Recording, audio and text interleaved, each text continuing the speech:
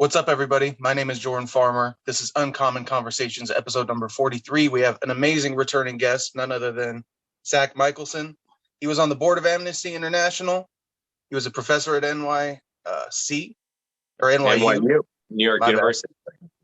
He was, I guess maybe it was in the city. And he's been involved in the modern tech and crypto space, and he's a brilliant guy. So we're going to be getting right into it. If you could, please elaborate a little bit on your background for everybody, and please talk a little bit more about what you've done in the crypto space, if you would be so willing. Yeah, sure. Well, so I'm a finance professor and I work in the finance industry. So in particular, I teach and work in areas related to alternative investments, especially hedge funds, global macro, a lot of macroeconomic stuff. Do a lot of things with monetary policy and the bond markets and that kind of thing is a big part of my teaching area. Fixed income, they call it. And so one emerging area that people are interested in, if they're interested in global macro or monetary policy or even fixed income, is the emergence of distributed ledger technology and its impact on the financial markets, and that means crypto. So it's become part of what I teach, and certainly a big part of the consulting area, because a lot of my consulting clients are interested in how the financial landscape is going to change with the emergence of this new technology. So I do that stuff in industry, and then I divide my time doing that and teaching, as you said, at New York University. Well, that's awesome.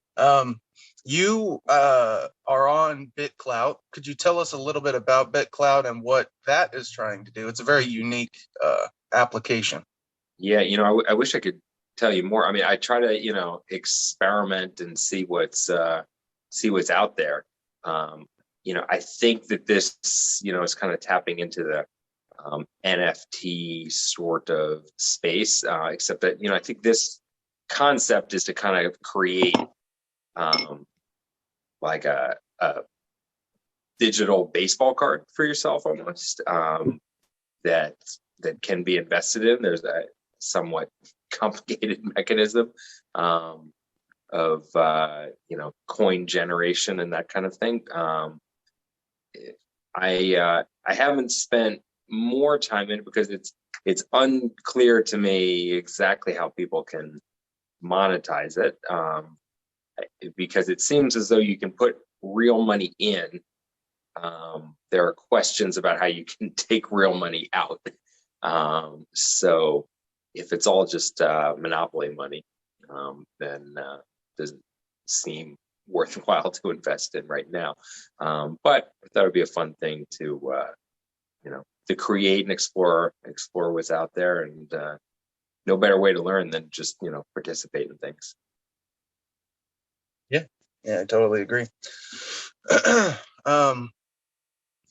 So what would you say about the current divide between the elite and the middle class, and where would you say your position sort of sits between those two worlds? Because obviously you're very much connected to and around some of the most brilliant, some of the wealthiest, and you're in New York, just some of the biggest wigs, so to speak, in the world. So you're obviously around them, and we discussed previously how you would not quite call yourself a member of that class overall. So right. I'd love your thoughts and reflections on this.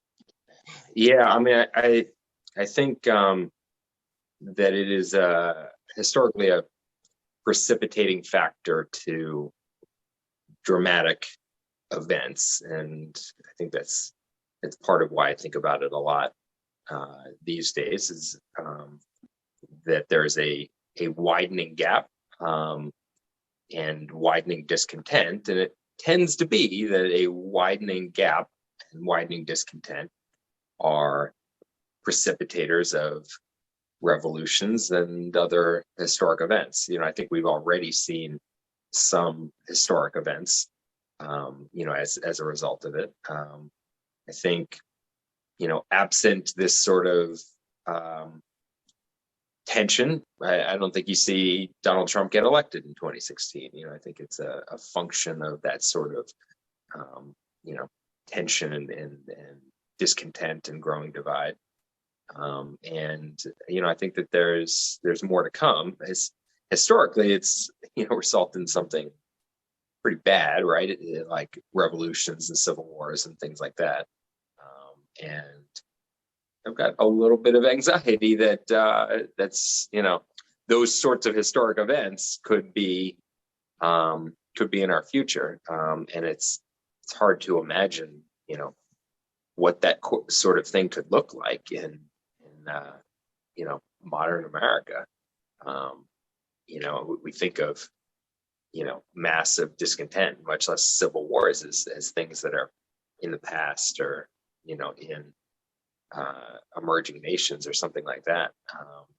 But there's a tremendous divide. That the historians and sociologists also point to something about sort of saying that there tends to be a normally sort of healthy dynamic of elites recognizing that they have a target on their back, and that's what sort of keeps revolutions at bay, is this bargain between the elites and the non-elites, and so usually in the various regimes of history, elites are trying to manage that, whether repressively at some points in the past, or in the extreme, and sort of medieval serfdom or slavery or something like that, or in a more sort of democratic bargain. But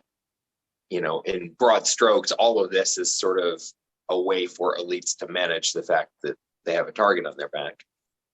It tends to be that revolutions happen when the elites lose touch with the idea that they have a target on their back, and become more focused on conspicuous consumption and competing with each other, and not worrying about the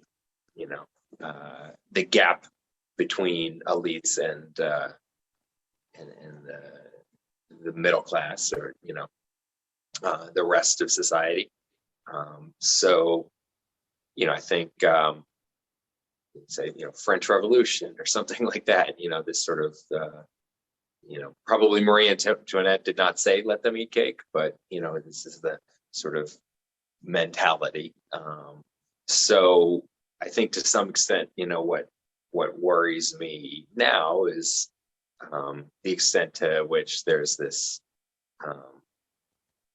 just in dealing and detachment of elites, and it feels as though there's not only growing discontent and growing chasm, but that sort of societally there's increasingly less bargain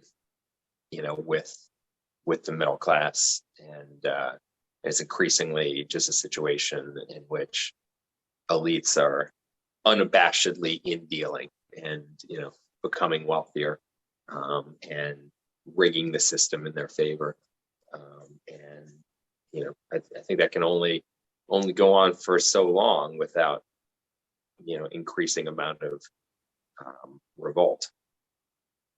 Yeah, I think much of the discussion has many of us worried in regards to the Civil War talk, things like that. Now, I'm very, very skeptical of all these things, including even just the national divorce, sort of segregationist or secession sort of wing of this movement, because it's just so impractical on every single level how it would actually form. Because if it's along political lines, that means like within families and within neighborhoods and within cities will have war against each other. Like that just is the disintegration of America. So it's a project that will create its own failure, in my opinion. When it was a clear north south and there were borders, like when you have clear borders, war is easier. But when it's all integrated in this way, I don't think I mean, at the same The time, it's, ultimate leaders are overblown, but everything up until that point, yeah, we will have to contend with. There will be greater unrest. There will be right, a huge destabilization that we're all feeling it. We all know what's right. happening. Yeah, no, I do agree with you. I guess I would say at the same time, it's astonishing how much the original divide from colonial times that ultimately caused the Civil War is still there. That you can imagine sort of a hypothetical, like, what if the South had been allowed to secede? What how would American history be different? What would we be looking like today? Right? What would the Confederate States be looking like as a country? Right? You know, they would be, perhaps electing leaders like Donald Trump, and the I think the rest of the United States would look a lot more like, like Canada or something, right? Something like that. And also I think presumably there would be a much greater gap in, the economic outcomes, right? I mean, I think if the Confederate States had been on their own, they would be lucky to have, a per capita GDP of like Mexico. I think. Yeah. I think the Confederate. We're talking about Brazil. Like, I think, if the Confederate States were doing as well as Brazil, for instance, then they would be able to count themselves lucky. And Brazil, I think was the last major country to lose slavery. But I mean, I do wonder sometimes, if the secession had been allowed to happen, how long would it have taken the Confederate States to abolish slavery? Right? Mhm.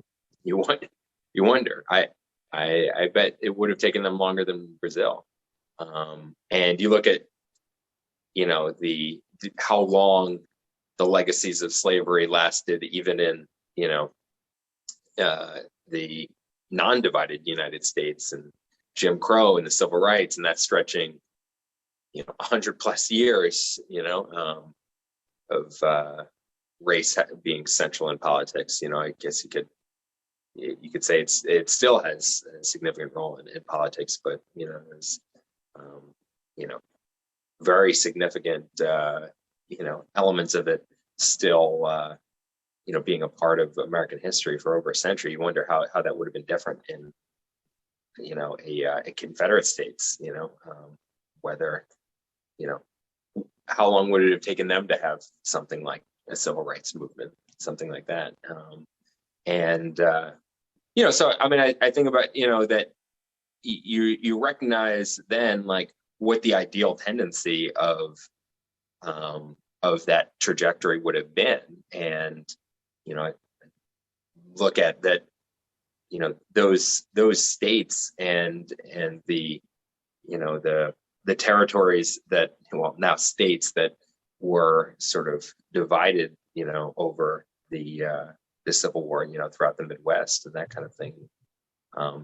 This is still, kind of the locus of the the real significant political divide. The political divide is not on on income or wealth or something like that, right? There are wealthy people and poor people, who strongly associate with both sides. This is significantly a cultural and geographic thing, which is which is concerning, because that was at the core of what the issue was when we did have a civil war.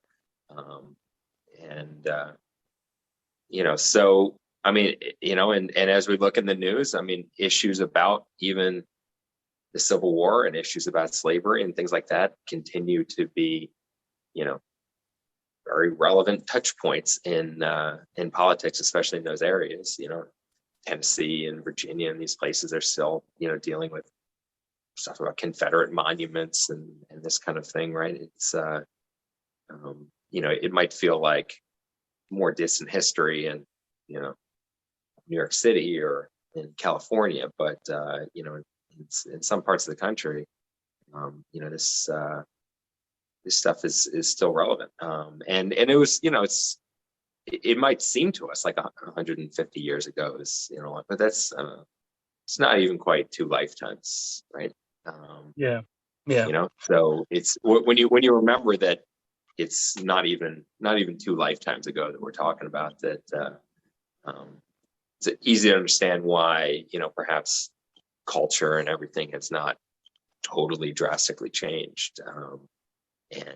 So, I think, in the scheme of things, we're struggling with, this cultural and geographic divide from the formation of the nation. It had significant impacts on, the creation of our Constitution and the compromises that are, in the Constitution, the compromises that are in the Bill of Rights, and then ultimately, 87 years later, resulted in a civil war. But I think that this stain, this divide, is still what we're dealing with. It's the same tension that has been there from the formation of the country, and that we have yet to resolve. Yeah. I mean, it is remarkable how stable the left-right divide, more or less, even at the societal level, has been throughout our entire. Now, we'll take a couple jumps around, and then I'll hop onto something we talked about just recently. But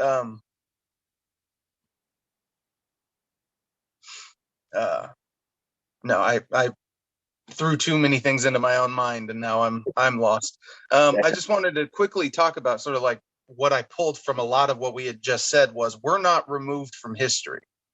Right. The history has not ended.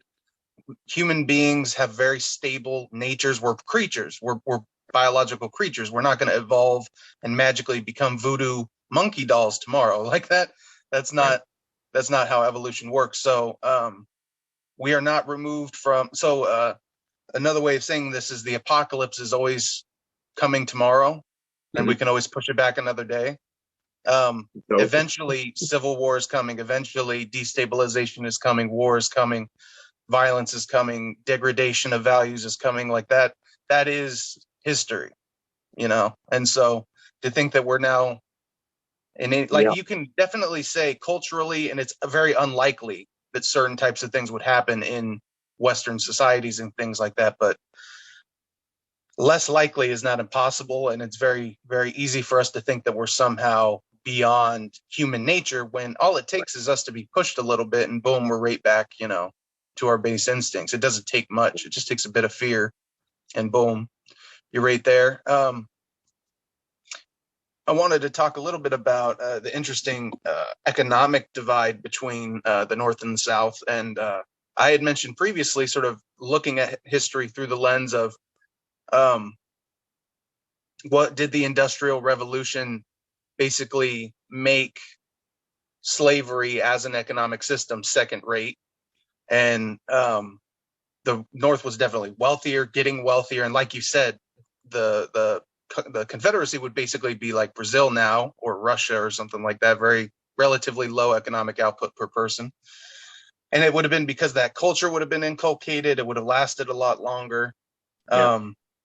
And so ultimately and ironically, it made them poorer. Even the slave owning class in the South was poorer overall than if they had had a free market of labor, so to speak. Right. Where individuals were allowed to earn more according to their productivity, and thus they're much more likely to maximize their productivity. Whereas it's like, if, I'm getting the same food and you're just going to keep, whipping me 3 times a day regardless, you're not going to be very productive, Yeah. That's just human nature. I don't know if you've ever seen these studies, but they've done county level studies throughout the South, and counties that had more slavery before the Civil War are still poorer today, right? Yep. The more that their labor force is focused on slavery before the Civil War, the poorer the county is today, right? That's Yep. the legacy of what you're talking about. Yeah. That highlights such an interesting thing, because I've made this point about the minimum wage. It's my main pushback to conservatives, because they'll say if wages or the minimum wage goes up X, then prices will go up X, and that's just not how the math works, because the labor inputs are never 100% of the cost of production. It's going to be a portion of it. So that's this. And the reason why we would know this, just intuitively, it gets to what we just talked about. When you go from paying someone nothing to something, that would mean the whole system would magically fall apart according to their sort of presumptions and models. And obviously we went from slavery to paying people stuff, and it's only helped. And that highlights the difference between sort of in my opinion, the monkey brain that says you pay people as little as possible, you'll make as much money as possible, the less they have, the more I have. When the phenomenon of economics and currency creation and wealth creation is it's a bit more magical than that. In a certain sense, it's a bit more, we create value ourselves than there's this fixed set of resources we're just, fighting over the scraps of. We create wealth, and it's a totally different, yeah, that you're right. That's the idea, is it's value creation. It's that's what we call productivity. That's right. And so to round it out, that's actually, that's the core point you can explain to people about minimum wage is that it doesn't hold up in the data that increases in minimum wage affect the labor supply or unemployment or even profit margins. You could certainly imagine that there would be a point at which this would take over, but at the bottom end, it does not seem to. I think this is a function of the fact that in introductory economics, we teach things with like sort of these straight lines, supply and demand, and the world doesn't operate in straight lines.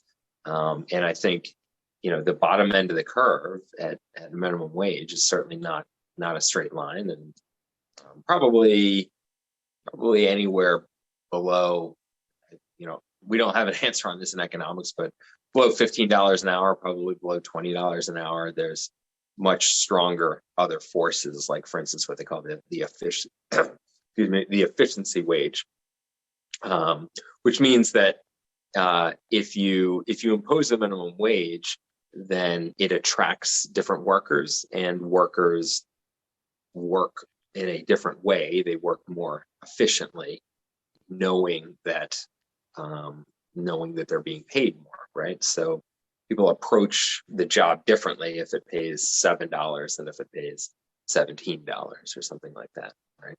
Yeah.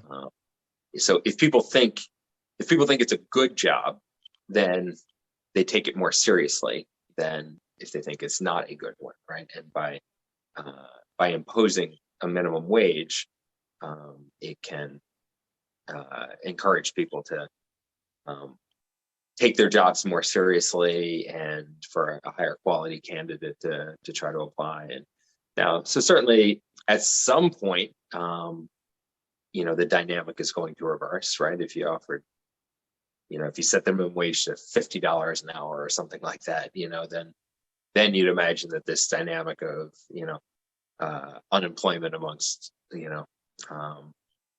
the people who normally would occupy these jobs would, be there. And people, hamburger places couldn't make money if it was $50 an hour. But where exactly these dynamics shift, economists don't have a great answer. It's certainly very powerful down, at the bottom end at $7.50 an hour, at $10 an hour, $12 an hour. These things about efficiency wage and the other factors are like this are powerful. Also, there's the issues that actually relate to your point about slavery, which is about investments in technology. So when labor is very cheap, it discourages investment in physical capital, and those what we believe is part of the critical problem for the American South in the 19th century and 18th century. All of their economic capital was tied up in slaves, and they had no incentive, or for that matter, much remaining liquidity to invest in physical capital and machines and railroads and buildings and cities and things like that. So they remained agrarian and slave-based, whereas the North and the countries in Europe went in a different direction that weren't a slave-based economy. It took the South a long time to pull out of that, but it has not been until very recently that there were areas in the South that were competitive with the North in large scale. I mean, it's not until my lifetime did manufacturing in the South become competitive, for instance, right, with northern economies. So yeah, that is a critical part of it. I mean, I think that probably the takeaway with slavery is that it appeared to make sense short term, but didn't make sense long term for that reason, right? I think how could it have existed as an institution if people didn't think it made sense to them, at least short term, right? I mean, slavery existed for thousands of years, right? So if it didn't even appear to make sense short term, then you say, well, people aren't that stupid. They would figure that out. This wouldn't have been something that was done all around the world if no one thought that it made sense to them short term. I think, yes, it's one of these things where you say, okay, fine, like stealing makes sense short term, doesn't make sense long term. Stealing people. It's the difference between making money and making more money in the future. It's like you're making money now under this current model. You might stick with it because you're making money, but you would optimally be better off in this alternative situation. I think it would have been interesting. And so first off, if we had secession, my theory actually is that maybe 60 years later, the North would have just ended up buying back the South. But on that note, I actually think we could have avoided the Civil War if the government had just said, we'll pay slave owners for the value of their slaves and give you that compensation and just buy their freedom. Because I presume was the underlying economic issue, Yeah. I mean, it's part of it. I'm right. I mean, a very large portion of the investment wealth of the South was the wealth of owning slaves. So yes, part of it is that to eradicate slavery meant to eliminate most of the wealth of the South, and yeah, that idea was floated. But I guess I guess that you can imagine why it felt contentious to non-slave owners to have to pay their money to slave owners for something that they didn't agree with all along anyway, right? They didn't understand the alternative, which was the Civil War. They didn't anticipate that, obviously, to the same degree. I don't know. I just would assume. Or they were like, so be it. Or, right? Maybe. I mean, I think oftentimes, when people head into war, they think so be it. And the people making that decision and the people doing the fighting are not the same people. And so it's easier. Because when I think of that, I think of us, me, my brothers, my cousins, we're going to war. Right. Yeah. When the elites think of going to war, they think of those people are going to war for us. Well, I think one lesson of history is that wars are always much worse, much more costly, and much longer than anybody anticipated they would be when they started them. Right. Yep. Every war in history, everyone always was apparently thinking, so be it. Let's do this thing. So be it. And in every case, the war was more costly, more brutal, and longer than they ever thought it was going to be. Right. I mean, even Yeah. down, from the smallest scale down to the largest, up to the largest scale, right? I mean, smallest war, we've ever fought, and one of the only ones we've ever won was Grenada, and we still sustained losses trying to, fight, a tiny little Caribbean island, it was more or less, an armored fruit stand, and we still, you know, still sustained losses. Armored fruit stand. I love that. Like, but yeah, I mean, look, there's this controversial point that we think about American military might, but the scoreboard is not, it's not very good. I mean, which wars have we actually won? Right? Like, there's a whole lot of losses. I guess you could say, right? So you could say Grenada, if you call that a war. I guess you could say Japan, right? Yeah. I mean, that was an alliance. So I would say, well, we were on the winning side of World War II. It would be, very unfair to say we won World War II. We were part of an alliance that won World War II, but it was not like the U.S. military did. And I think, for instance, Russians would take great offense to the idea that the United States single-handedly won World War II, right? If anyone gets to claim a greater hand in at least the victory in Europe, then it's probably the Russians, really, right?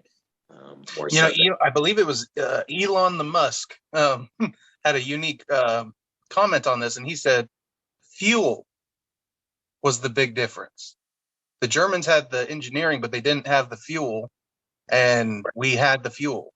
And that was a huge determining factor in the military goings on and stuff. Anyways, right. I thought that was an interesting sort of perspective on it. It certainly was, and is continued to be very relevant. In 20th century politics. I mean, it was a critical part of Hitler's immediate race towards North Africa and then through the Middle East. But I think the counterfactuals of history. I think the big mistake, he had an alliance treaty with Stalin. I think if he had not broken the alliance with Stalin and and had not invaded Russia and had stopped, then I think most people feel like he would have won, right? If he had stopped at the English Channel and at the Soviet border, right, he probably would have just taken over, Europe. It would just be, right. What would it have been called? Would it be? We call Deutschland, I guess. I don't know. Deutschland, yeah. I'm like, what would they call that?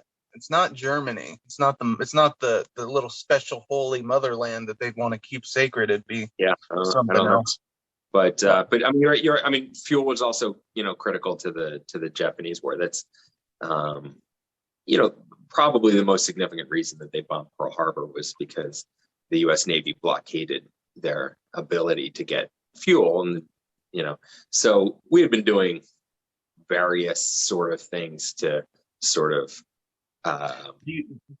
confront Imperial Japan. But part of the Lend-Lease agreement was lending to.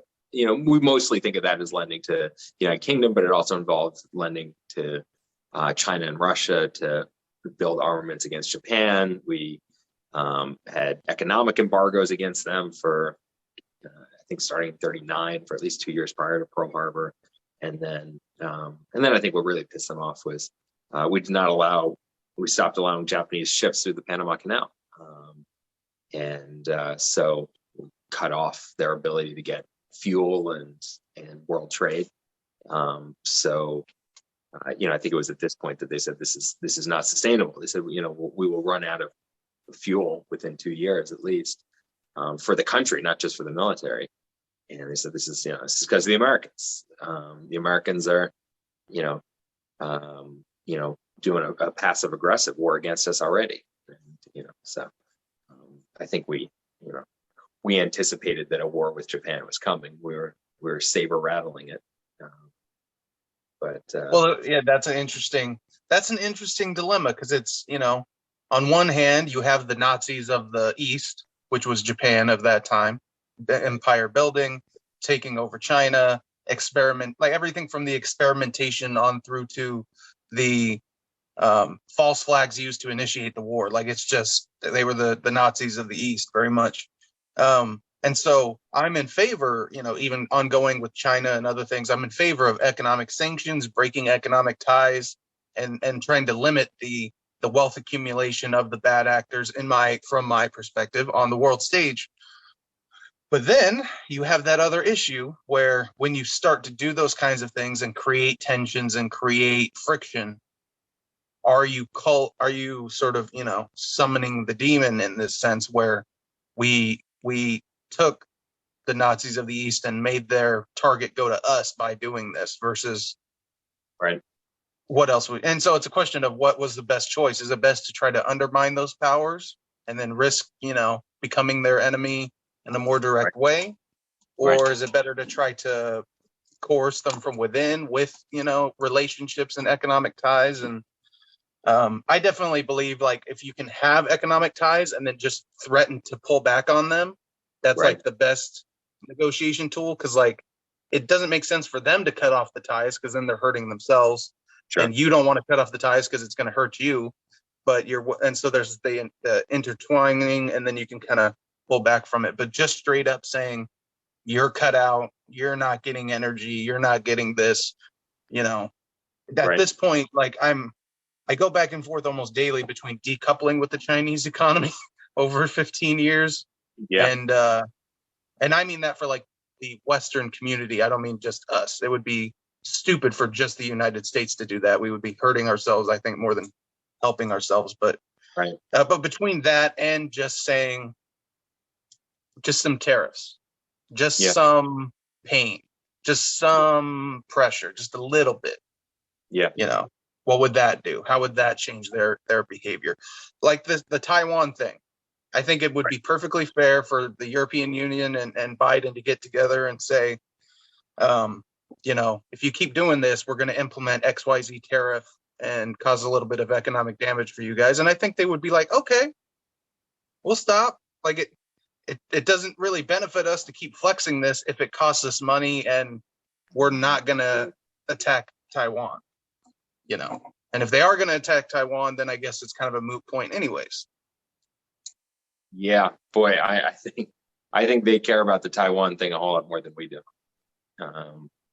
Oh no, I know that for sure. Because the West has been, the West has been placating to them. The Chinese. I don't like us playing a chicken game on Taiwan.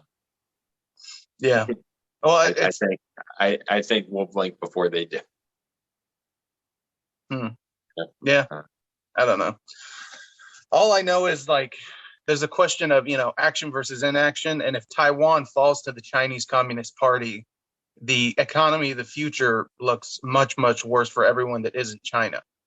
With the chip manufacturing well. And as well as, like, look, this is my opinion. And the Chinese, I'm sorry, can go F themselves if they disagree with this, because I don't care about their freaking history. When the war has stopped and the bullets are not flying, stop it and shut the fuck up. Sorry, I know it's like, but you don't get to just say, well, we have this, ledger of history that says we deserve this XYZ versus you, so we're going to keep the fighting going. No, like, you guys were communists, they were nationalists, they escaped to an island, and you can't let it go. I'm sorry, you don't get everything. You guys won. Be happy. Let's just freaking, like, it's imperialist. It's ridiculous. China could decide, the Chinese government could decide tomorrow they don't care about it anymore and force their people to not care about it anymore. So but in the West, they say, we believe in one China, we believe in all this stuff. And we're like, okay, all right, we don't care. So why not? Well, and, I mean, I don't think it's that simple. What if the Confederate Trump got crap for talking to the leader of Taiwan? No, everyone that gave him crap for that. Yeah, I care a lot less about your opinion, because we should be allowed to talk to people without someone else being offended. And if I mean, you think I think, offense leads to war, I think that's ridiculous.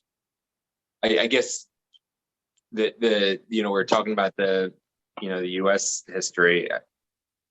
How would we feel if the leaders of the Confederate States had retreated to occupy the Florida Keys, or Long Island or something like that, and that was, the Confederate States did Cuba. not, Cuba is its own country, but let's say that they were part of the United States. There's a geographic a small part, barrier. a small island, relative to our mainland that the Confederate States had retreated to occupy, and that they continued to occupy as a separate country. I think that's that's the counterfactual for us. Yeah. I still think the international community would be fine in telling us to not take over them. I don't think it's a giant ask. I think we're so used to placating to the Chinese, corporately, politically, and otherwise, culturally, even because Americans are deferential. We love other countries. Right. We love, multiculturalism. And so, but yeah, I'm just like, look, dude, we don't have any problems, Mr. Xi Jinping. We don't have any problems right now between you guys or the West. It doesn't help you or your ambitions to be pushing this particular button. And your economy is the lifeblood of your entire ambitions. If we start to hurt your economy and slow down because if we hurt growth now, that hurts growth for decades because of the way the exponential growth works. So I really think this is an area where it would be tense, but we would push back, get some concessions, and be able to just get along, because it doesn't make sense for China to be pushing these buttons other than they believe they can, and they're brazen and ambitious enough to push the button. But like you said, it's always more costly than you think ahead of time. And so if we could avoid that, I'd really like that. Getting to this kind of, we kind of circled around, tense moments in history and World War II and stuff like that. I'd like to go back to the economic underpinnings of the Great Depression and World War II, and what you believe are the precipitating / evolving factors throughout that. What caused it? What was happening? And what did the broader, what was it called? What did the Bretton Woods Agreement have anything? How did that affect all this? Right. Well, I think the Great Depression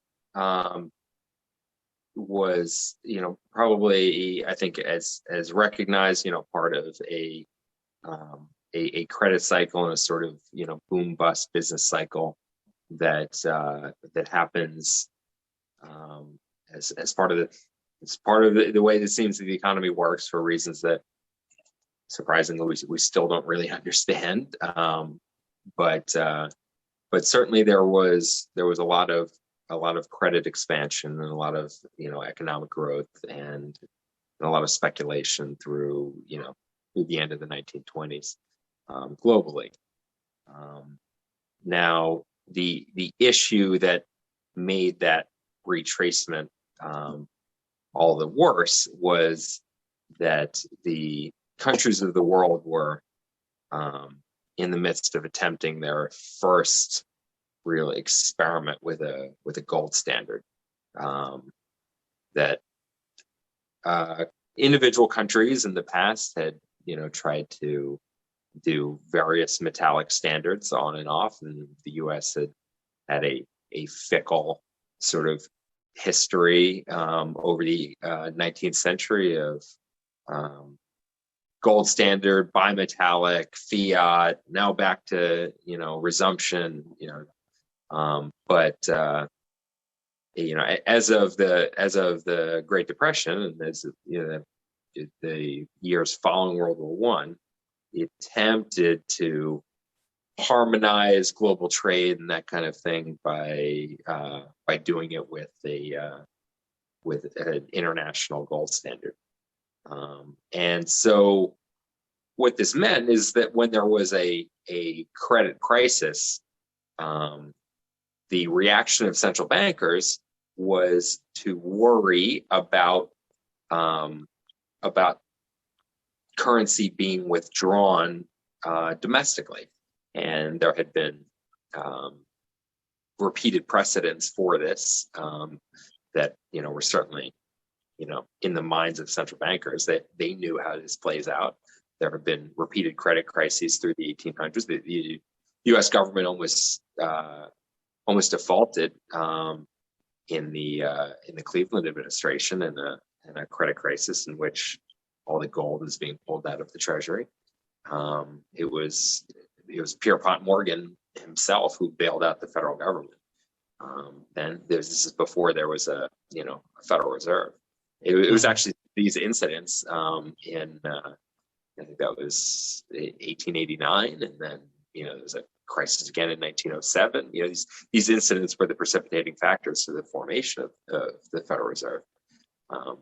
What would you say was the key purpose of the institution of the Federal Reserve? I've heard from Dr. Thomas Sowell that he said it was to try to prevent bank failures. That was the crux That's of right. it.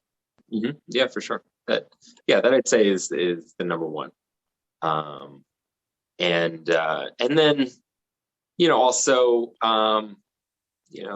Thomas Biddle's original idea that the federal government should have a bank. So it's it was really kind of both of these ideas that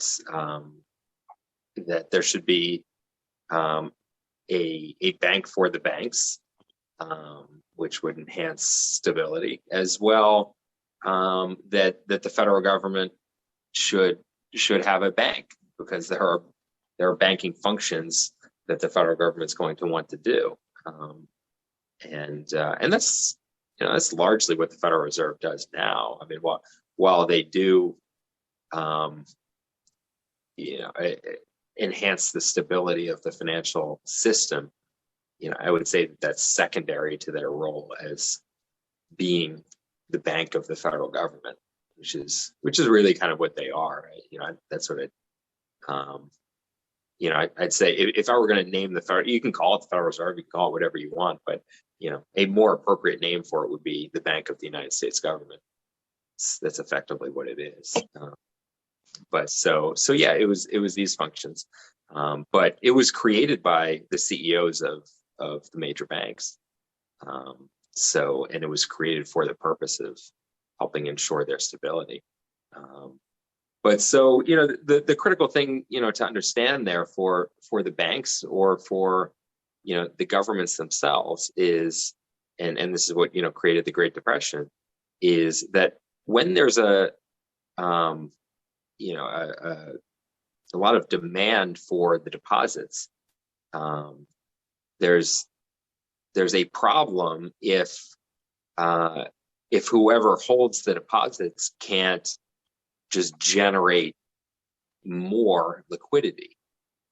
And this is the problem with a gold standard, is that if the currency is effectively deposits that are claims against something, right, in the same way that your bank deposits are, well, if you're operating on a gold standard, then your currency is a deposit that is a claim on gold, and there's not limitless ability for you as a government or as a bank or anyone else to allow people to hold on to the alternative thing, even if long term they're not going to want to do that. It's repeatedly been shown throughout history, you need the ability for people to be able to short term do that, be able to satisfy what John Maynard Keynes called the liquidity preference. So in a crisis, there's a liquidity preference. So the problem is that in order to avoid the liquidity preference, you need to incentivize people to hold on to their savings. So how are you going to incentivize people to hold on to their bank deposits when they don't want them anymore? Well, you could offer them more money on the bank deposits, right? To the point where they go, oh, okay, fine. Well, now I guess I'll hold on to it. So what does that mean? That means you have to raise interest rates, right?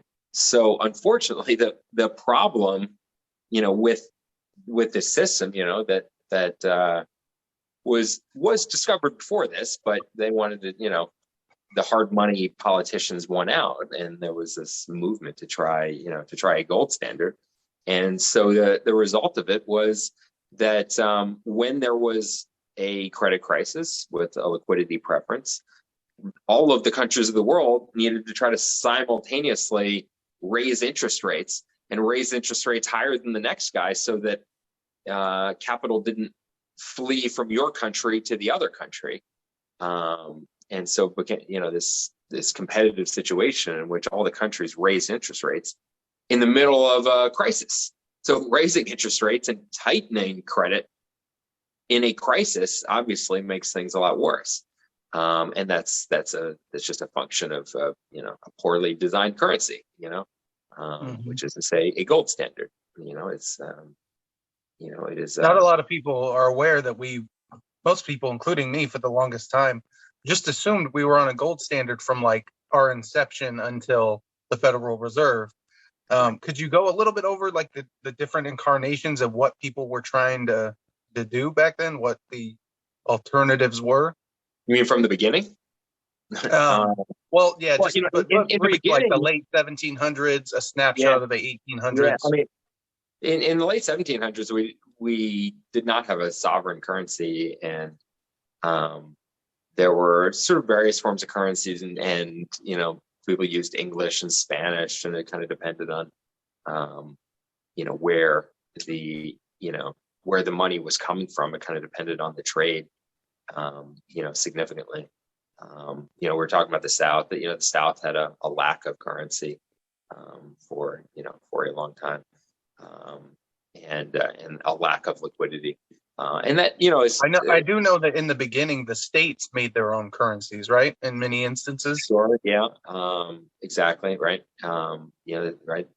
Exactly. There were all sorts of forms of money, and they tried to do some consolidation, and there was Thomas Biddle's bank was the first national bank of the United States, or something like that. The first central bank that was created in the 1820s, I guess. That Andrew Jackson got rid of. But so the premise through most of the 19th century was to do bank money, and that's really kind of what we have now, except that all banks create the same sort of money. It's dollars. It's electronic dollars, right? If you get a loan or you use a credit card or something like that, the bank is creating new money. They're creating a banknote, but they're all immediately fungible banknotes. Money that is created by Chase is just as good at Wells Fargo, right? But in the 1800s, that wasn't the case. Banknotes were not 100% fungible. They were identified as being from Chase, or from the First Bank of New Haven, Connecticut, or whatever, something like that, right? And so there was an exchange rate between banknotes, and sort of a market. And this is people would ride around on ponies and collect banknotes and bring them to places where they'd get a higher price on them, because obviously you got higher prices within a region. So there was something of a thing where sort of banknotes would make their way west, because of the way that trade would sort of work, and then people would round them up in St. Louis and Chicago and Omaha and bring them back on pony, and collect banknotes from Baltimore and Connecticut and things like that had made their way to St. Louis, and you could buy them for 60 or 70 cents on the dollar and bring them back and redeem them in Baltimore and New Haven for full price. This is how money worked. How money worked then. Now, there's very interesting and complicated history about the Civil War and the Reconstruction era money that the U.S. government moved to to a fiat currency, to what they call the greenback, that was not backed and was a federal currency. And but because of the war and creating a lot of greenbacks and this kind of thing, there was a fair amount of inflation in the greenback, made it unpopular. And during Reconstruction, there was a movement to move back to a metallic standard. That was the Resumption Act of 1875, and in fact, it did go into law in the 1870s, and the country moved back to sort of an attempt at a gold standard, which created a lack of currency in various regions, especially in agrarian regions. And so, we had again those dynamics that we have today of sort of the conflicting political interests of rural economies and urban economies, and that led to a populist movement. I guess not unlike what we see, what we've seen today, where a populist leader became popular, amongst rural voters. So the populist leader then was William Jennings Bryan. I think he was a pastor or something like that from the Midwest, Nebraska or something like that. But he had this real famous speech about the cross of gold, right? You shall not hang this nation on a cross of gold, right? About saying that the working class and farmers were being impoverished in part for lack of liquidity because of this demand for hard money.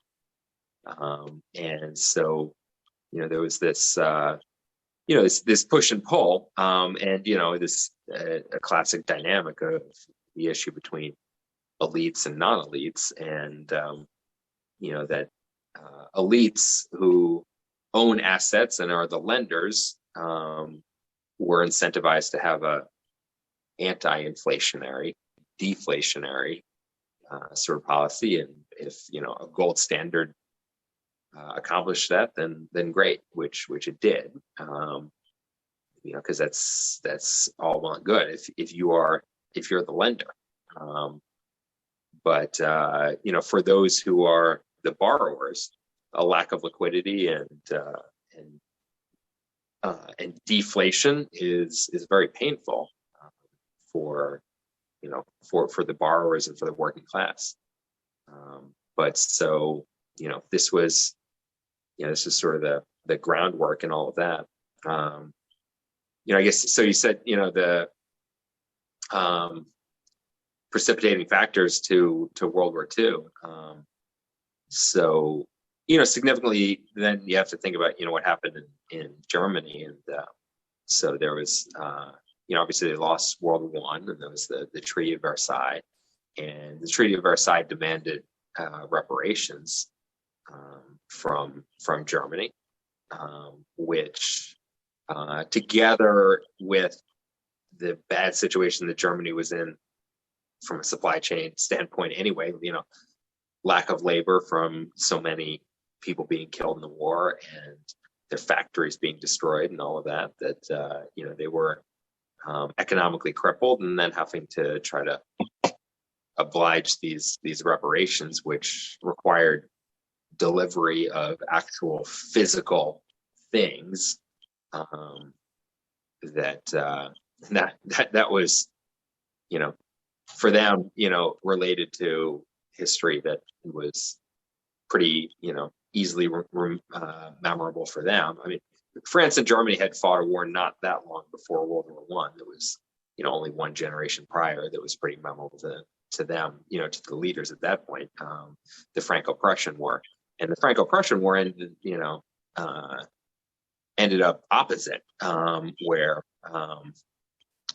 France owed the indemnity to Germany, but In that There's situation. a loser pays model. Yeah, right, exactly, right. So in that case, the indemnity was paid in specie, was paid in currency, and so it was recognized by the Germans and I guess ultimately by the French, that that did not go as intended.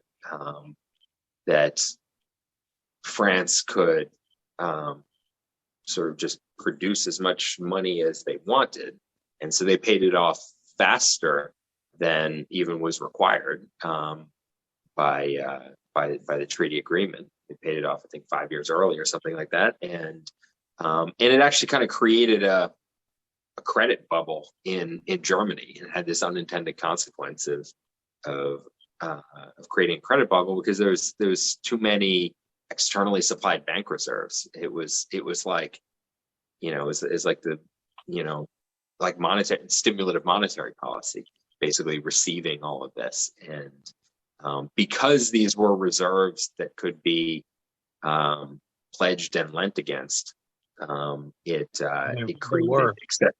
created excessive lending, and there was a property bubble in Germany in the late 1800s, and then a mortgage crisis and all of this. So then when the Versailles Treaty came around, they said no more of this. You can pay an indemnity in fiat currency. It's got to be physical things. They said you got to deliver telephone poles and things like that. So Germany was having to deliver their physical goods, and they felt this was unfair, and this also attracted a populist leader, again, and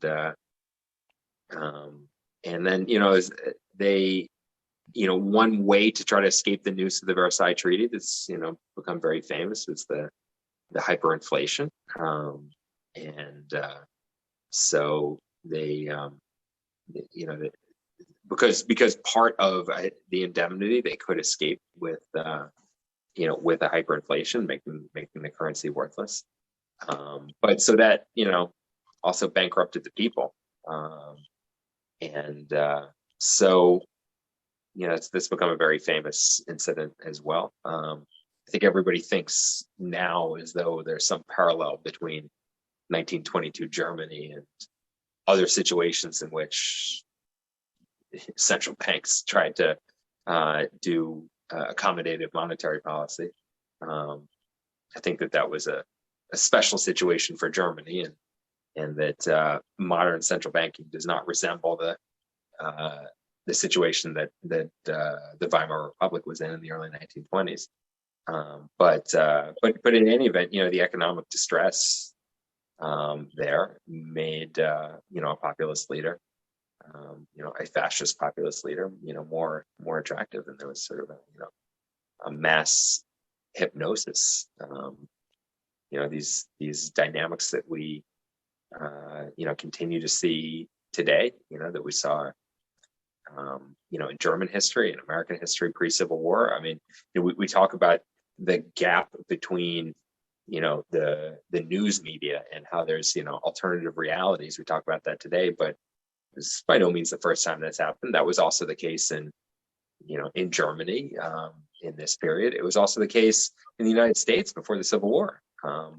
There was completely alternative realities, and depending on which newspaper you're reading, was completely different reporting of events. Look at the reporting of Abraham Lincoln in different regional newspapers. I mean, you would recognize it today as exactly the same as OAN versus MSNBC, right? Like in terms of how they reported on Abraham Lincoln. The report on the debates, and some northern newspapers would say, he gave a rousing speech and was carried out triumphantly by his supporters, and the southern newspapers would say he was booed off stage and kicked on the ground, and his supporters had to drag him out before he was beaten to death, and that kind of thing. They would like literally say this, and you'd be like, what? Like these were the two alternative reportings of Abraham Lincoln's campaign speeches. Some things don't change, man. Some things don't change. No, exactly. Well, I mean, and you look at. You were talking about a mortgage crisis in the 1800s, so obviously things don't change. No, exactly. Or you look at this thing. There's Doris Goodwin's a famous historian, one of the most famous going. She's when talking about the January 6th attack, she would pointed to a period in the 1850s. There was a senator from the North who was one of the leading anti-slavery senators, and he was attacked in the Capitol. He was working at his desk in the Senate chambers, and three congressmen from the South, two from South Carolina and one from Virginia, came in and probably tried to kill him. They almost beat him to death, and he was beaten so badly he could not return to the Senate for 3 years. This is over the politics and slavery. So it was an attack in the Capitol, right? And over the politics, and you look at how this was reported, at the time, right? And that for media who were anti-slavery thought this was, obviously, outrageous, right? And a complete shame and a crime that should be prosecuted, that a senator would be attacked in the Capitol. And the Southern papers had, a very different take on it. It was the 1800s equivalent of like a GoFundMe to like support these congressmen, and like, they became like, sort of like celebrities, and people would like buy, they had beaten this guy to death with like, or almost to death, with like a cane. So people were buying like commemorative canes that looked like this guy's cane, and like, people ran into the congressman, they want his signature on their cane, and this is how the South felt about this incident, and and that the newspapers would say the same thing that we're seeing right now, that conservative media is saying about January 6th. Oh, these northern newspapers won't stop going on and on about the attack, and like this kind of thing. And Doris Goodwin is pointing out this incident in 1855 has strong parallels, and even to how media is handling it, and how different parts of the country, and depending on your politics, how you feel about the incident, do you think it's in today's America, we're either like it's 9/11 or nothing. Like that's where we're at.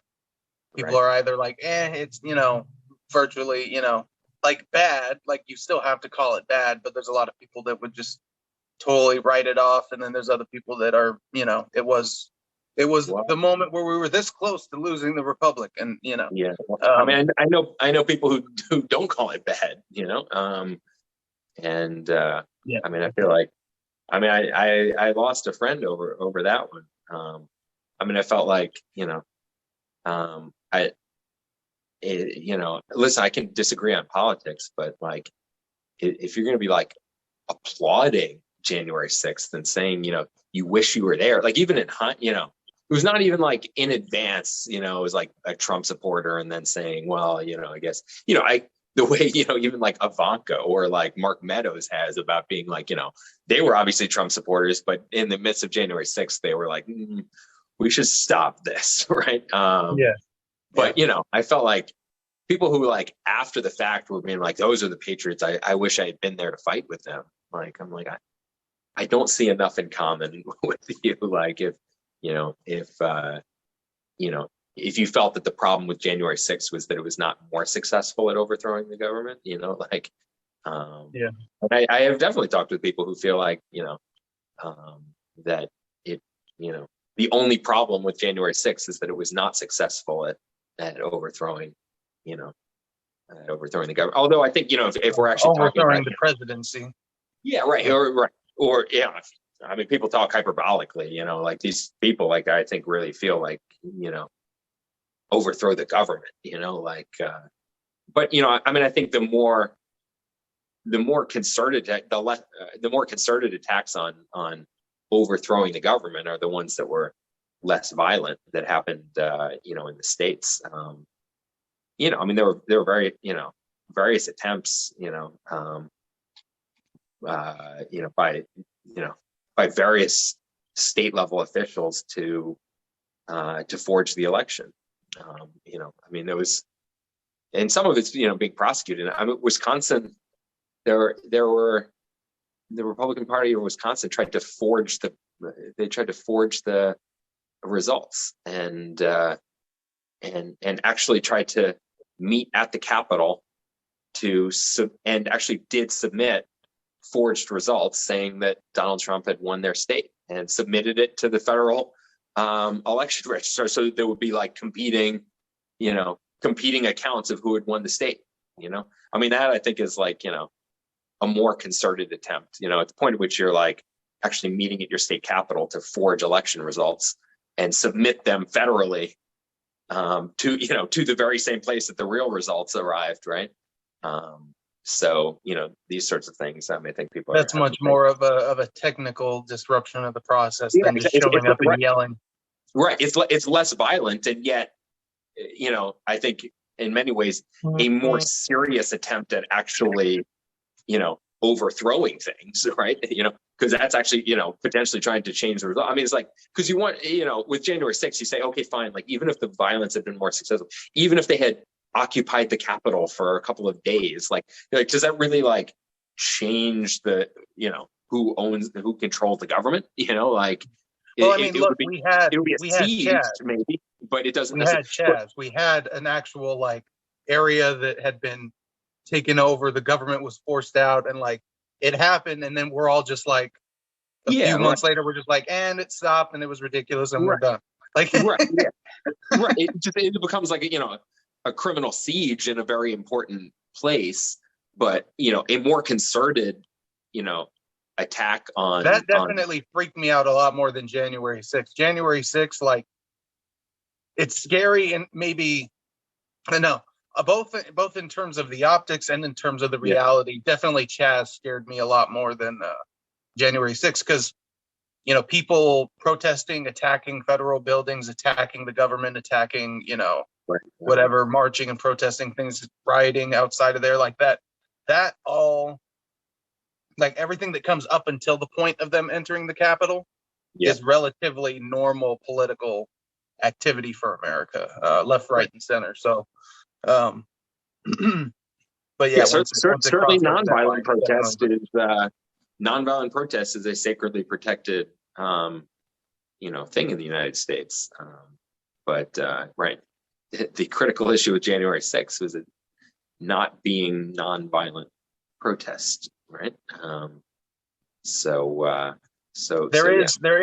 a lot of questions and different accounts about like how violent it itself was versus things in other parts of town and surrounding things. A lot of people that have been one of the people that Biden mentioned as dying died of a stroke, which could have been stress induced, but died of a stroke a couple days later. And so but I want to circle back around to a different angle, because this is where I get with activism and these issues, generally speaking, when it comes to January 6th, or if you want to talk about the BLM George Floyd riots, or whatever excesses of the protests or of just political speech you want to talk about, once they go beyond that. Right. I know for decades that our FBI and our intelligence community has been involved in agent provocateurs and inciting and escalating these things to the point where they make them worse than they would otherwise be. And so between that and the fact that I believe that activism without solutions increases the temperature but doesn't allow for a release, so it's going to hurt somebody, pretty much, is my mentality. Not that we shouldn't have conversation and activism, but I mean out there in public with signs, generating energy without a leader and a solution is going to create energy without a release. I really have a hard time coming to really hard conclusions from any of it, from from, what happened with Antifa, what happened with Black Lives Matter, and what happened on January 6th, I have a real hard time really extracting concrete narratives about what I should believe about it from that, just because of the complications of what I just talked about. It's too much for me to account for in my own brain. And so I sit there and I'm like, yes, it's wrong, but who was doing the wrongdoing? Why are certain people not getting arrested? If you were, and this is, I talked to a guy who's a communist, and we were talking about the other side of this, which is like when Antifa attacked the federal building, that's not good, but I also don't see that as nearly as egregious as them attacking journalists or attacking small businesses.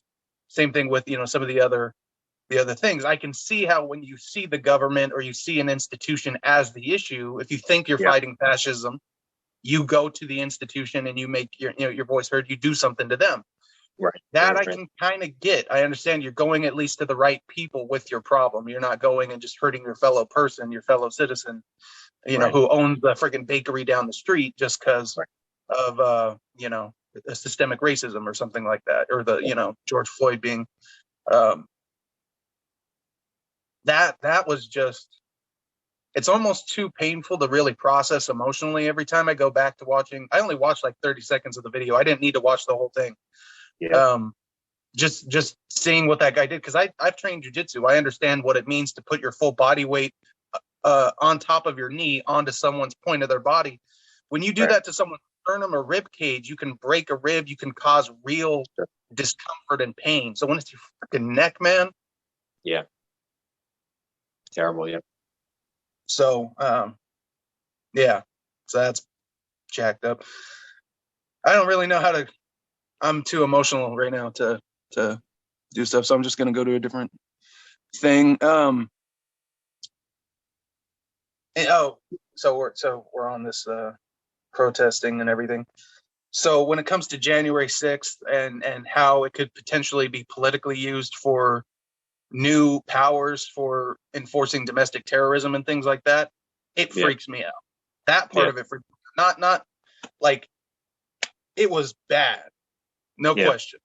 But could the response be worse? The Patriot Act, and you could argue the Patriot Act has done more damage than 9/11 did. And, we're talking about lives lost here, and that's crazy to say, and yet I believe it. So I'd love your reaction to sort of everything I just sort of vomited out there. Well, look, I think you mentioned at the beginning that I was on the board of directors of Amnesty International. So for sure, the concerns about the U.S. government, infringing on the human rights of American citizens has been something I've been concerned about for decades. And the Patriot Act and various things following 9/11 were, massive incursions into that, and ones that, we have not been able to unwind. As well as, the incursions into what do you call posse comitatus, which is the idea that the U.S. military will not be used against its own citizens. So that had been, pretty sacred for a long time. And then that was eroded a bit under Obama, by my understanding, because during one of the National Defense Authorization Acts, as well as a sort of same year, but a sort of off to the side piece of legislation, made it so that the U.S. was an active war zone. And I believe the NDAA made it so that in active war zones, you can drone American citizens. And so that in combination really took that military civilian gap. That's right. I mean, it certainly began immediately following 9/11. But one of the biggest problems, that I had with the Obama administration was, not only not reversing those incursions into human rights, but continuing them and expanding them. Obama did more drone strikes than even did Bush, and the Obama administration did drone strikes on American citizens. Now they were, controversial instances of American citizens, there was one where there was a cleric from Virginia who had he'd been somewhat famous following 9/11, and appeared on CNN and all this sort of stuff, like a lot, as sort of their like commentator on like Muslim world and clerics and whatever, because he's just an American from Virginia. And then he ended up going to Yemen, I think, in a couple of years following, 2005 or something like that.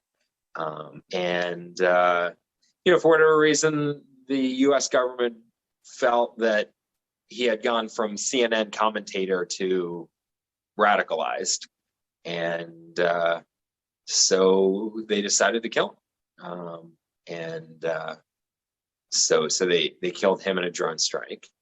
And then, I think the even more controversial one was that they killed his son a couple weeks later, who was a 15-year-old boy, and they killed him. And I guess so. He was eating. He was in a pizza restaurant with three of his friends, and they were.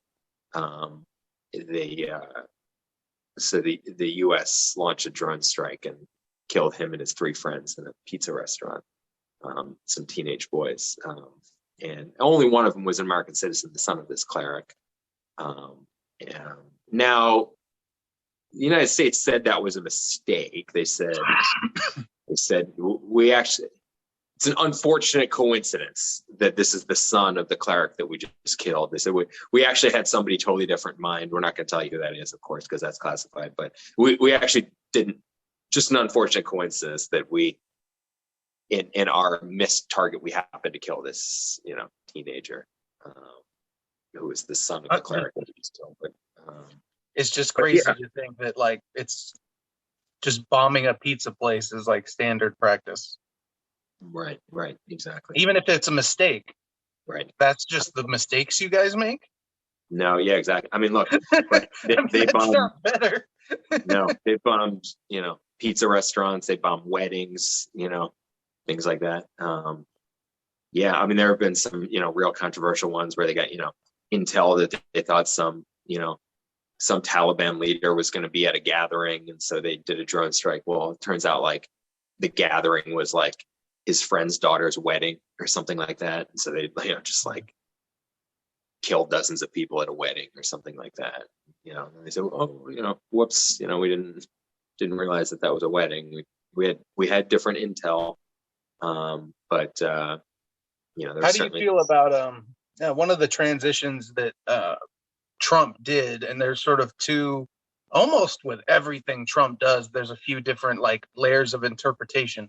He switched the main people that were in charge of our drones from the military to the CIA. And on one hand, that makes it so there's no reporting requirement, and so it's less transparent.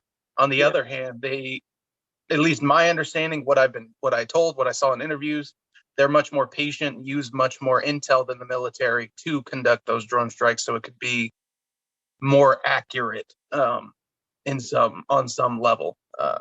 But anyways, no, I mean it's a negative move. I don't know that there's any reason to think that that the CIA paramilitary is in any way more patient. The only thing they are is more unaccountable. Okay. But yeah, I mean, look, the CIA and the intelligence service, it was never intended to be another branch of the military. It was supposed to be intelligence, and intelligence has served the executive. I mean, there's already defense intelligence, right? The central intelligence and NSA is supposed to be, not only just an intelligence apparatus, but an intelligence apparatus that serves the State Department and the executive and things like that, more so than the defense apparatus. And obviously it's gone in a very different direction, but it's really a story of a cancer that that grows, right? Because it's greedy and it gains power, and then it becomes hard to attack, and that's the story of the CIA. And so now it's something that has, grown much larger than its original goal, and is, very difficult to rein in, at this point. But it is unaccountable, and has a paramilitary apparatus that is clearly another branch of the armed services. It's just an unaccountable one. It's one that requires no authorization from Congress, and questionable authorization from anybody in the government. It's unclear how much they are just doing their own thing. And this roving military of mercenaries that does their own covert military operations as they see fit. One of the things we talked about in the previous conversation, you brought up the dangers of the intelligence community and how they've seriously overblown their powers. And I commend you so much for speaking about the intelligence community openly, because it's a scary thing to talk about. We literally have a secret government with secret budgets, no accountability, as you said, and now a secret paramilitary that operates, underneath our government in a certain sense. And even they are sort of held ransom a little bit by the excesses of the FBI, J. Edgar Hoover back in the day. But regardless of how you feel about it, our last president was investigated prior to even entering office. So, and it didn't produce anything. So, well, now that doesn't mean they're wrong for having investigated in the first place, but they did not bring anything to. They paused the investigations while he was in office, and then have resumed them. So, I think so. To be determined. I think I guess what you're referring to.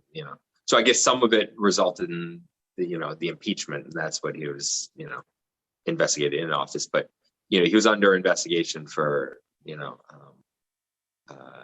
tax crimes before he entered office, and that's still underway. There was fraud, and that's still underway. In fact, and some of the fraud stuff was actually, I guess, resolved while he was in office, right? That no members of the Trump family can serve in charities anymore, was part of it, and including Trump's children and things like that, because that was, a part of the judgment for fraud. Because, there was this thing where they had they embezzled like $25 million for children's cancer charities and spent it on personal expenses at Mar-a-Lago. Raised money saying that it was for children's cancer and for children's cancer charities, and then took the money and spent it on things for Mar-a-Lago for furniture and paintings and things like that. So that was under investigation before, and then that has been, and there may still be other things that are coming out of that. I guess there was also the Trump University. I was referring to the George Papadopoulos fraud stuff. Yeah, the Russiagate, basically the Russiagate investigation. Oh yeah. The stuff that was part of the first impeachment. Yeah, exactly right. Well, so that was I guess while he was in office. That started in December of 2016. Yeah, but the investigations from before, right? Was the charity stuff, the Trump University, tax evasion. So there were some, and for that matter, I guess he had been sued. What do they say, about 10,000 times before he took office? But he's a litigation machine. There's some guys that, but that's civil. Right? That's civil. We're saying actual investigations. Things like police and FBI and states attorneys general and things like that. But so at least I'm not an expert on it, but the three that I can think of was the charity embezzlement, the Trump University fraud, and then the tax evasion stuff. Yeah, it was the unfortunate intersection of counterintelligence and even the president's team, because it wasn't him specifically, to be fair, it was people in his team. And then it's a question of, like, should they not be allowed to look into that? I actually think, if someone in a power position is committing a crime, I don't think they should be hands off just because they're in office. That seems like we're creating a second tier, legal system pretty much, So I can't really say all I can say is that obviously there's concerns about excesses and abuse when they can just investigate a president, and under potentially, in my opinion, mild to shaky ground, but that, the heyday of, well, not the heyday because I don't think they've stopped, but the heyday definitely in the 60s and 70s of the intelligence community and, assassinations, I believe that they carried out, and or this is where it gets tricky, allowed to get carried out, which is a whole, like 9/11 itself was a failure of our national security apparatus. Sure. And yet they got more power as a result of their failure. January 6th was a failure of Capitol security, and they're going to get rewarded for, and greater powers for having failed. So there's a weird side of strategic failure that is for sure hard to account for, because it can just be incompetence, For sure. Yeah. But anyways, our intelligence communities, Bush Senior, back when he was in charge of it, they did some sketchy stuff, and broke, in my opinion, led to a lot of the things that started breaking the American economy in the 1970s. Like behind closed doors, they were, I believe, now this is pure speculation, I believe they were very much behind that kind of stuff. And to that point, we had an amazing, growth period from the end of World War II to the 1970s. Right. What happened in around 1970, and what factors, led to our economy changing so much? We've had basically half as much growth since then than we had prior to that, in the 30, 40 years prior to that. And lots of inflation through the 70s, and now, lots of economic collapses. So what was the transition from this 1960 to 1980? What happened? Yeah, it's a good. The famous thing that happened, in the 70s that, we think about affecting growth and inflation was, issues about oil, about energy, and about OPEC,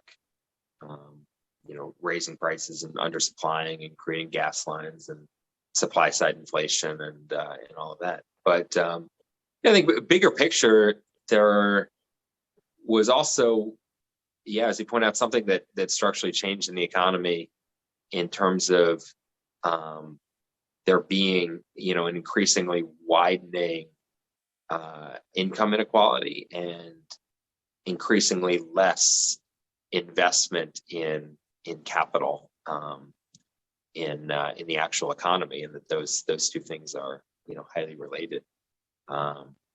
So, I think that there are numerous answers of contributing factors. There's changes in technology that widened the income inequality and changed what sorts of technology were, necessary to invest in, and that, it was less to do with, the machines and factories and railroads and those types of investments that had led the Industrial Revolution. So people definitely talk about the technological changes being contributing factors in widening income inequality and decreasing capital investment.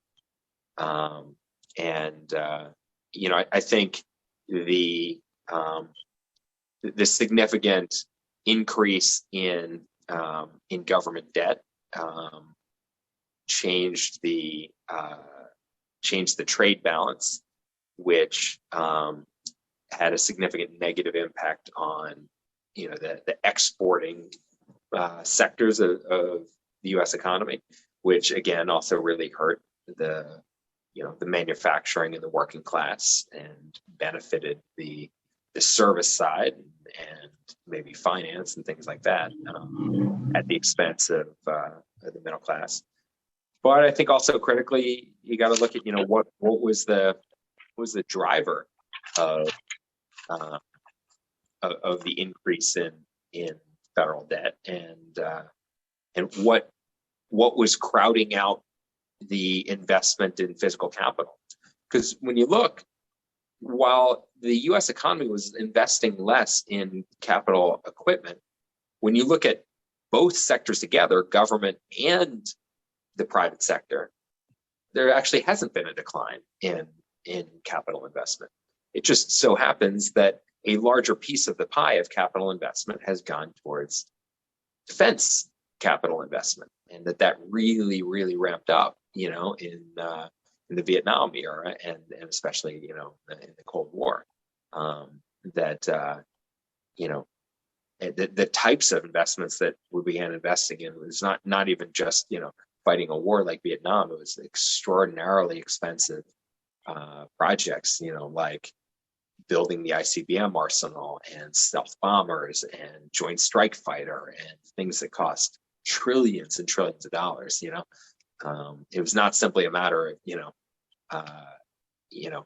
gunboats and M16s and things like that. You can get an infinite amount of M16s for trillions of dollars. We're investing in extraordinarily expensive capital expenditures that the country has never used. Right? We've never used nuclear ICBMs. We've never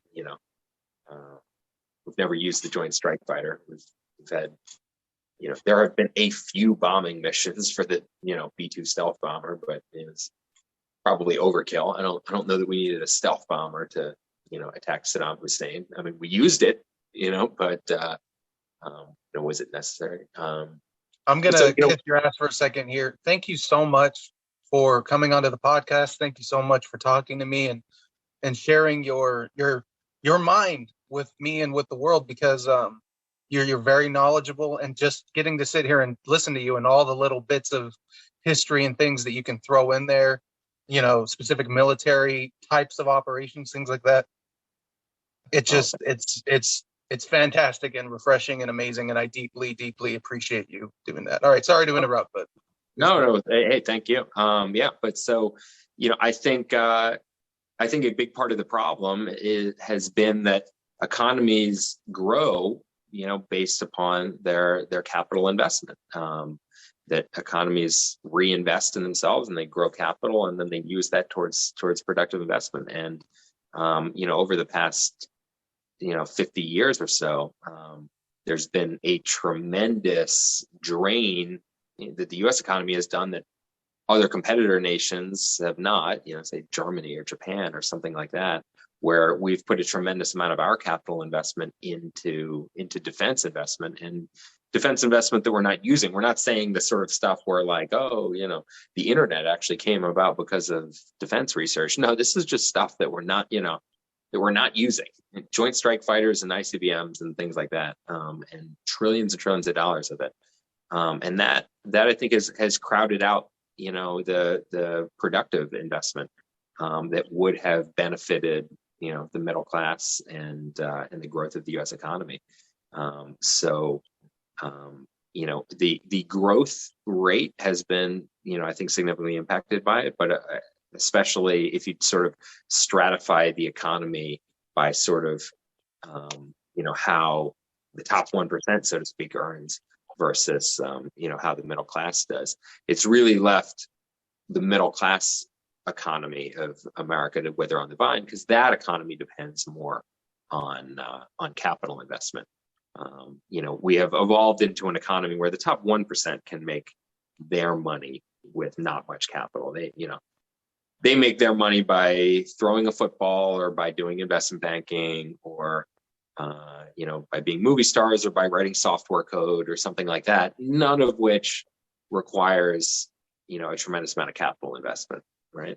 And so, but working in a freezer warehouse with an electric pallet jack requires some capital. Exactly right. So what we've left to wither on the vine by choosing to invest our capital in ICBMs and joint strike fighters is that we have, left to wither on the vine the economic base of America and in the middle class, and we've invested our capital into non-productive assets. Exactly what what Dwight Eisenhower warned about. You know, the last time we had a general who was our president, you know, look up his speech that he gave when he left office, his farewell address, Dwight Eisenhower's address in 1960. And he warned of the growth of the military industrial complex, and said, you know, he's concerned that the nation won't remember that every bomber we build is a school and a hospital that we don't. And, you know, and critically also a factory that we don't, and, you know, things like that. And so, you know, this stuff is not free. You know, we've created non-productive capital and trillions of dollars of it. You know, we've created more defense capital than all of the rest of the world combined during this period. And, you know, I think the overhang of that is many of the symptoms that we're seeing now, in terms of, you know, the very wealthy that can, you know, make money from services that don't require a lot of capital, being a movie star, an investment banker, or, you know, a software engineer or something like that. You know, that these people in America can do very well, but the rest of the regular economy that is, you know, more capital intensive as a normal economy is, other countries that have invested in that have done much better, right? Like Germany, like Japan, right? Like, you know, these countries coming out of World War II were restricted from investing in non-productive assets in defense capital, right? They were not allowed to under agreement, and instead invested in factories. And you know, Germany and Japan were burnt to the ground only 80 years ago. And, you know, and now we buy all of our cars and, you know, and many other premium imports, you know, from them, right? It did not have to be that way, right? You know, we fell into the trap of doing what we mandated that they not do. And, you know, and all for nothing, right? We've never used those defense assets to fight any war. We never would. We're not going to launch 10,000 nuclear ICBMs. If we launched 100 of them, we'd probably kill everyone on Earth, right? So it's entirely unproductive. There's no way that it possibly could be productive. And, you know, as we were saying before, you know, unfortunately, like, we don't even have a good scorecard on defense. Like, you know, we haven't really won a war since World War II, right? Like, because we shouldn't have fought any of the wars. Did we win Vietnam? Did we win in Afghanistan? Like, you know, we didn't like win those wars, right? So despite spending like more on defense than all the rest of the world combined, and having this massive overhang of, you know, of totally unproductive defense assets that have nothing to do with supporting our troops and have nothing to do with the wars that we fought, right? We spent trillions of dollars on defense assets that had no relevance in the wars that we actually did fight, right? You know, that had no relevance in Iraq or Vietnam or Afghanistan or Kosovo or any of these places, right? And how many people have even heard of Kosovo, you know? Yeah, I mean, so, you know, these were, you know, massively unproductive, tremendously expensive, totally irrelevant, you know, defense expenditures. And, you know, unfortunately, you know, there's this story that is just a false narrative that, you know, somehow these things kept us safer, or, you know, deterred a nuclear attack against us, or that it crippled the Soviet Union, which, you know, I think gives way too much credit to communism, that you think that the only thing that was the problem with communism was they had to compete with our ICBM arsenal. Like what? Like, I think there were some other cracks in the system. But you know, maybe I'm less optimistic about communism than those people are. I think our defense apparatus, you know, speaking to what Eisenhower warned about, was just being used to, because now here's the thing, as an economic system, like free market capitalism with intellectual property rights, I will take 10 times out of 10 over any kind of centrally planned economy. Right.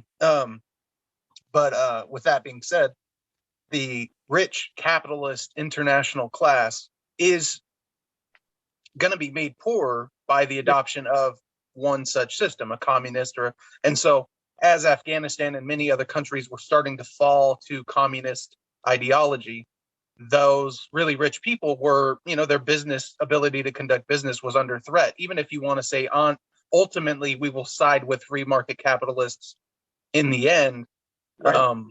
They definitely had a vested interest in keeping communism at bay and using our defense apparatus and intelligence apparatus to do that. And I think that's the main motivation, because it doesn't make any sense outside of that why Afghanistan being communist means anything to anybody. Yeah.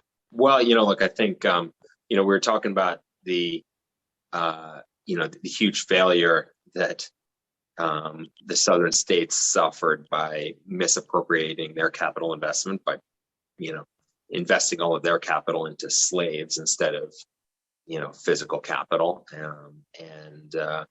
I think we as a country have now, made another dramatic mistake of capital misallocation in putting it into non-productive defense assets that, that has, crippled our economic growth as compared to what, other nations have done during this period, like China, like Germany, like other countries, other countries where we see a different path. We see a different trajectory of what happens when a country has a lot of ability to invest and invests it in productive assets. And so instead, we've put ourselves in this spiral where we, invest a tremendous amount in non-productive defense assets, and then on the flip side of that, issue a tremendous amount of government debt. That is the other side of the coin in funding that capital investment, and that government debt becomes our export, and that therefore becomes a double whammy. And that now that government debt is our export, now we have to import everything else, so that it makes it makes our export sectors wither on the vine, and that also cripples the middle class, and it also has this other effect of creating too much demand for U.S. debt, which pushes down interest rates, which creates credit bubbles and makes our property prices too high and things like that. So it just becomes this hits from all directions, like a cyclone that feeds itself. Yeah, right. Exactly. Where middle class industries are being evaporated and property prices are too high, and asset prices are in bubbles, and financial markets are volatile and credit driven, and all of that. And it all sort of feeds from this same I think original cycle of the idea of saying, how about we build trillions of dollars of non-productive defense assets and fund it by exporting government debt? I think that's the original sin, so to speak. Yeah, I think that I really appreciate that perspective, because that's definitely an angle on it I had not fully absorbed. And when you think about spending from the 70s until now, it's a like an incomprehensible amount of money that we're talking about here. And so many, again, we're not talking about like support the troops or like national. We're just talking about truly non-productive, Star Wars, right? They spent almost $1 trillion on something that never even became at all operationalized, and is now banned, right? The idea that they would, weaponize space. The Reagan administration spent almost $1 trillion on it. The ICBM arsenal is estimated to have cost $8 trillion to build, and we spend $35 billion a year just maintaining it.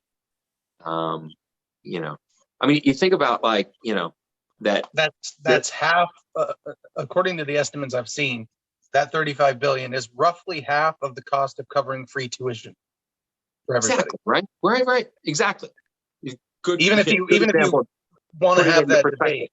That's Right. the kind of money we're talking about here. It's right. Good example of putting it in perspective, right? I mean, that there's all these, of saying, yeah, the real cost of choosing to invest in this instead of, fine, pick your example. Exactly. You don't even need to debate like whether it's, free tuition, how much do we spend on food stamps? It's something like that, like $35 billion a year, right? It's like, you put it in perspective. Yeah, this is like massive. And that was not even the building of it. That's just the upkeep. Annual maintenance. That's just the maintenance to make sure that you don't like leach like plutonium isotopes into the groundwater and stuff like that, right, exactly, like this famous thing that, when Rick Perry was campaigning for president, he said they should do away with the Department of Energy. And so I guess, the joke was he said, I'm a Texas oil man. We should do away with the Department of Energy. He said, I know we don't need big government in our oil industry. Well, okay. The oil industry is significantly propped up by big government. But the Department of Energy does not regulate the oil industry. They maintain the nuclear arsenal. It is a totally different thing. And so then I guess you would think as like a joke, Trump appointed Rick Perry to be the secretary of the Department of Energy because he didn't know what they did. So he said, okay, I'll make him the secretary. I thought it was the energy industry. No, it's not. No, they maintain the nuclear arsenal.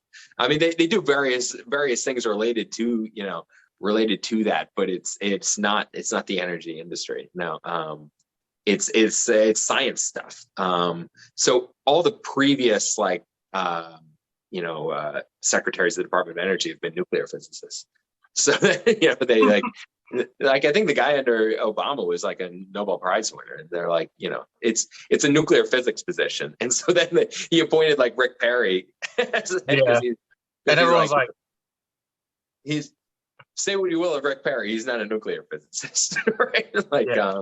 He didn't know what the department did. But so then, then they asked him afterwards, and he was the secretary, and he said, do you still think you should do away with these?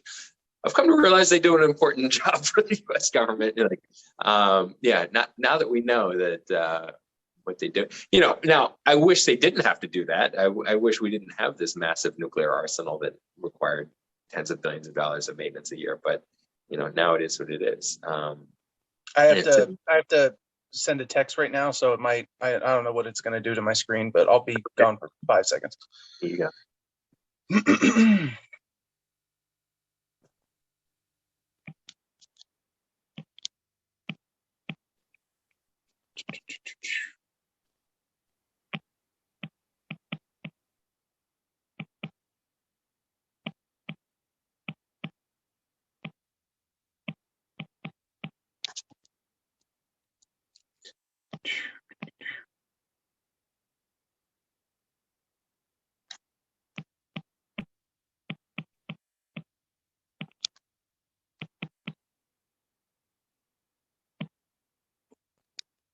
All right.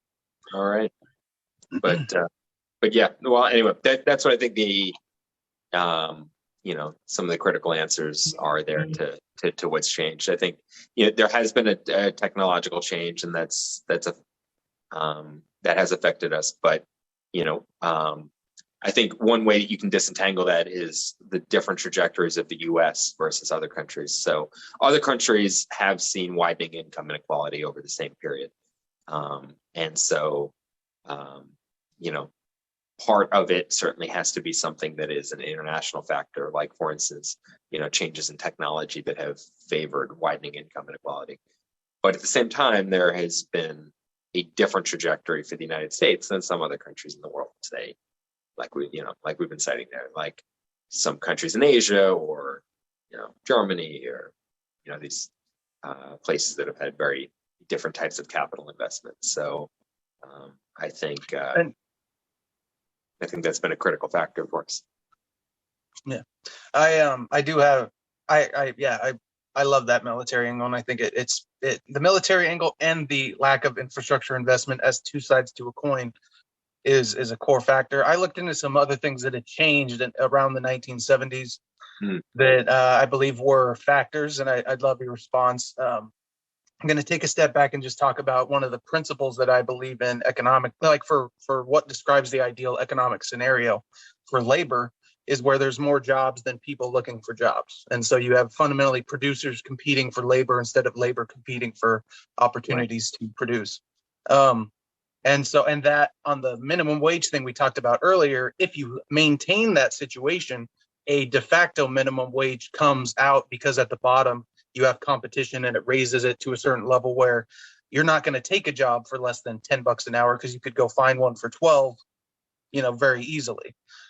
Utah is a great example of this, where the minimum wage is $8.25, but you can't find a job under $10 an hour because of the it's one of the best economies in the United States versus the population. Like it's doing very well. Although their housing market is starting to get pricey, and that will create some long-term negative side effects, I think. Anyways, so one of the factors was immigration rates changing in the 1970s from like the 20th century up until that point, until the 1970s and onward. We massively increased the rate at which we brought on immigration. And so the labor supply side of that labor scarcity equation was dramatically affected by that. If you have a constant excess of labor, that's going to, at least for the bottom part of the income earners, dramatically decrease their purchasing power, their relative value. And I think that eats out purchasing power from the economy systemically. Then there was trade. Trade definitely changed. According to the data I've seen, we kept a relatively, I don't know, maybe I looked at the wrong data, but we basically had more or less a trade balance from World War II through to 1970. And then we started taking on trade deficits starting around 1971. And when I look at the map of trade deficits and the map of the decrease in GDP growth, they're almost overlapping charts when I looked at them. And then there was this also overarching, you brought this up, so I'm sort of just telling you what you told me, the Bretton Woods, accounting transitions and things like that, that meant that the government had a lot more power over the economy. So they kind of screwed it up in the 70s. And then in the 80s, I'd like your opinion on, like, did we trade off inflation for debt with Reagan? Was that pretty much the trade? Because we didn't take on a lot of debt in the 70s, right? That wasn't as much of a factor, by my understanding. It was more of a Reagan phenomenon. So I threw a lot of stuff at you. So immigration, trade, Bretton Woods Agreement, debt versus inflation.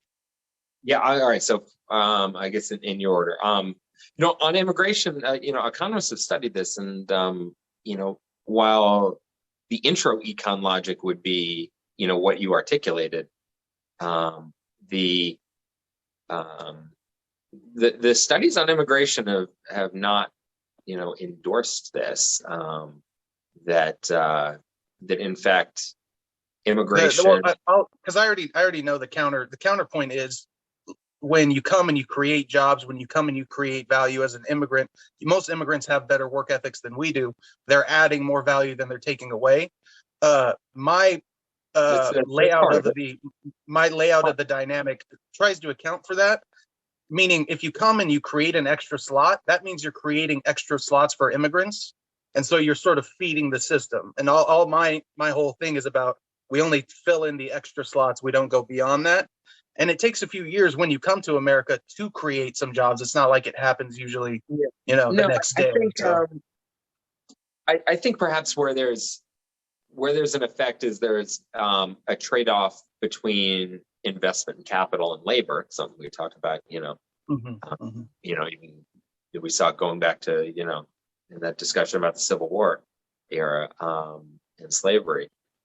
I think that there's endorsement in the literature that where there's ample access to immigrant labor, there's less incentive to invest in replacement technologies. So, I think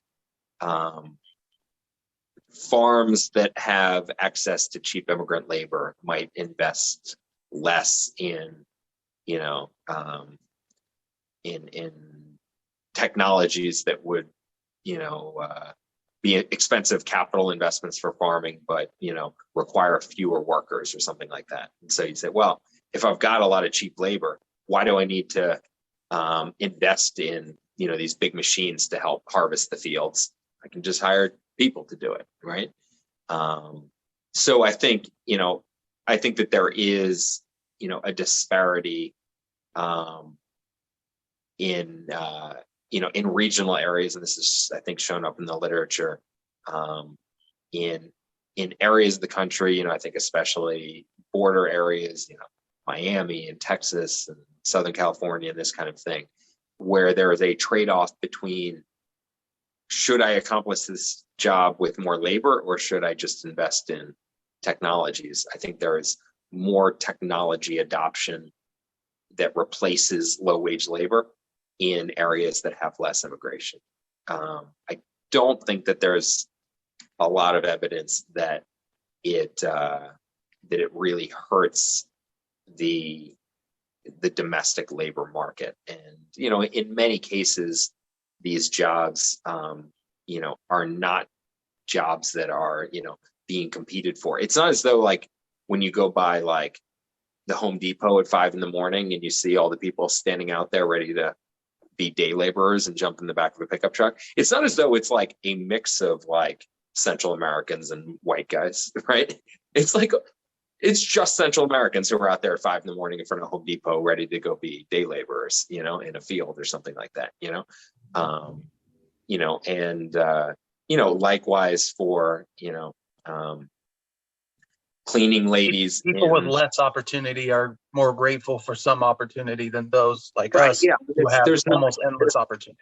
Right. There's not a lot of direct competition, in these things. And in fact, these are things that are sort of critical jobs, to having, the American economy function. And then, we see when, as we've seen during COVID, when we stop allowing these immigrants in, it causes massive supply chain problems, right?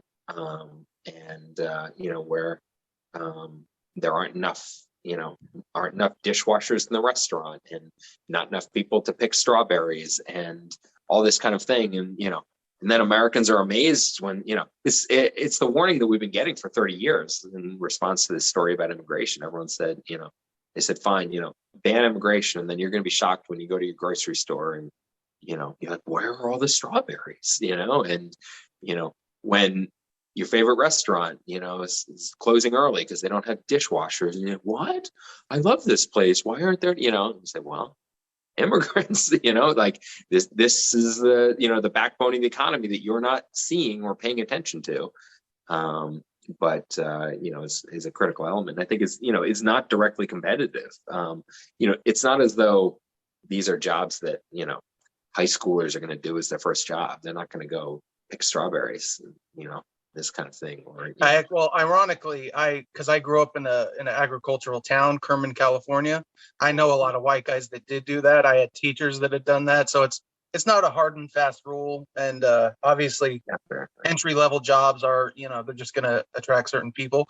But to me, I'm all in favor of like the seasonal workers or those kinds of things having the lower level visas to be able to bring in that excess labor when we need them. That countries like Saudi Arabia and lots of others have these systems where we have excess capacity, so we'll bring people in when we need it. I think that the ability to attract immigration has been the saving grace for the U.S. economy. Just to verify, my opinion is we must modulate how many people we bring in, but we should not cut it off. I don't think that, because when you have a bunch of extra jobs that aren't being filled, I would take the opposite side of that. I would say you need to get as many immigrants as you possibly can of all possible types. That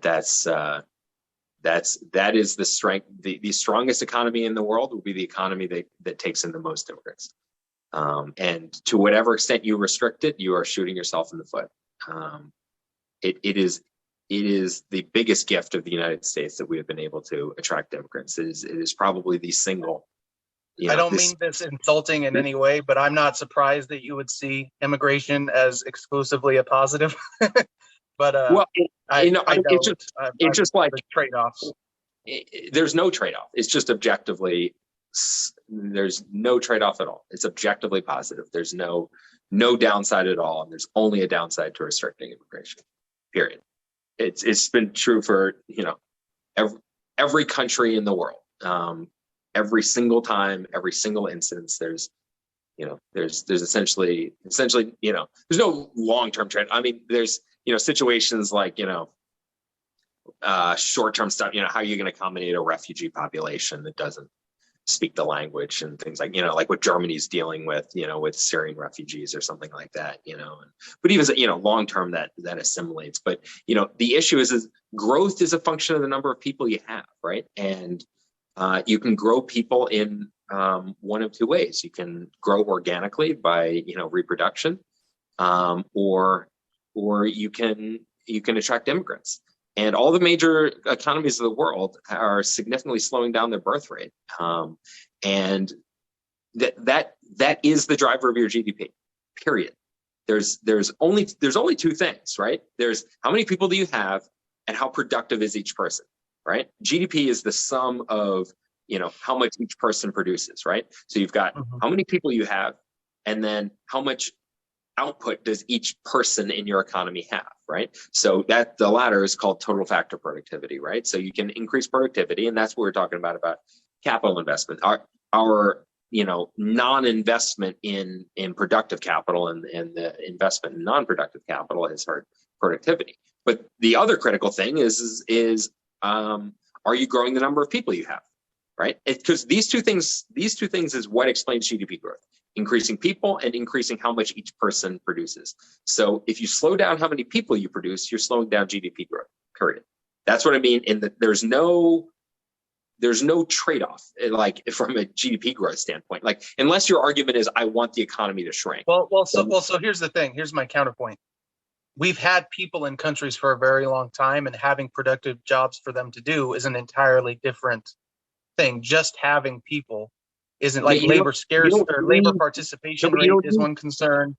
You don't need production because jobs are not like, they're not like diamonds from the ground. It's not a scarce thing. People producing things produces more jobs. So if you have more people, you have more jobs, period. It's the same thing.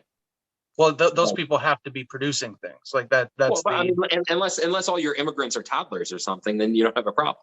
But even still, even if you all your immigrants were toddlers, then toddlers have a consumption demand, and one person's consumption is another person's income. So even if all of your immigrants were toddlers, it would still be producing domestic income. But all your immigrants are not necessarily domestic income because of trade. It can be dispersed across the economy. No, but it has to be, because if they're spending money here, then every one person's spending is another person's income. So if a person comes here and spends money here, then that is income for. It's the same reason that every country wants tourists. If people come and spend money in your country, then it's income for the people there. Well, very same thing. If immigrants come and they work or spend money or either, then that is producing economic output. And one person's spending is another person's income. So the whole thing produces more jobs.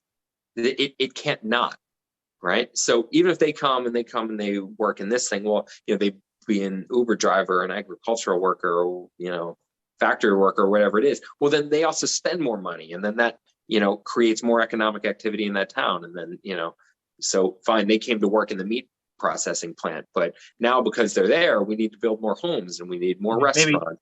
Maybe I have to take this to the limit to explain my point. If we brought in 400 million Chinese people here into the United States tomorrow, the economy will in all likely collapse. And we wouldn't. The opposite. Are you kidding me? Where you have a whole population of people. No, it's obviously the opposite. I mean, why do you think people have wanted to invade other countries? Because, if we just gained half of China, then that is a massive increase in our GDP. It's massive. I mean, it's complete. Yeah, it's completely the opposite. I mean, if you gain 400 million Chinese people, then you gain a critical part of China's economy.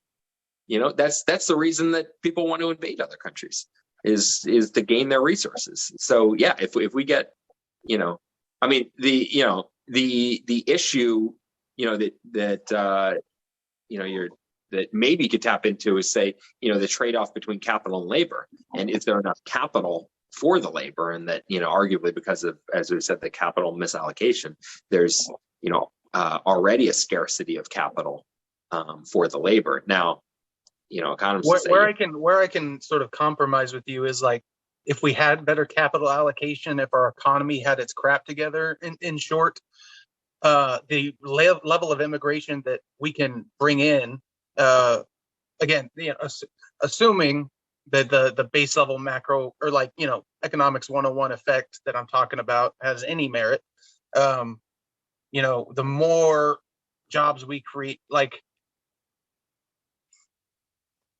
you can create a job before you have a person to fulfill that job, right? Like that.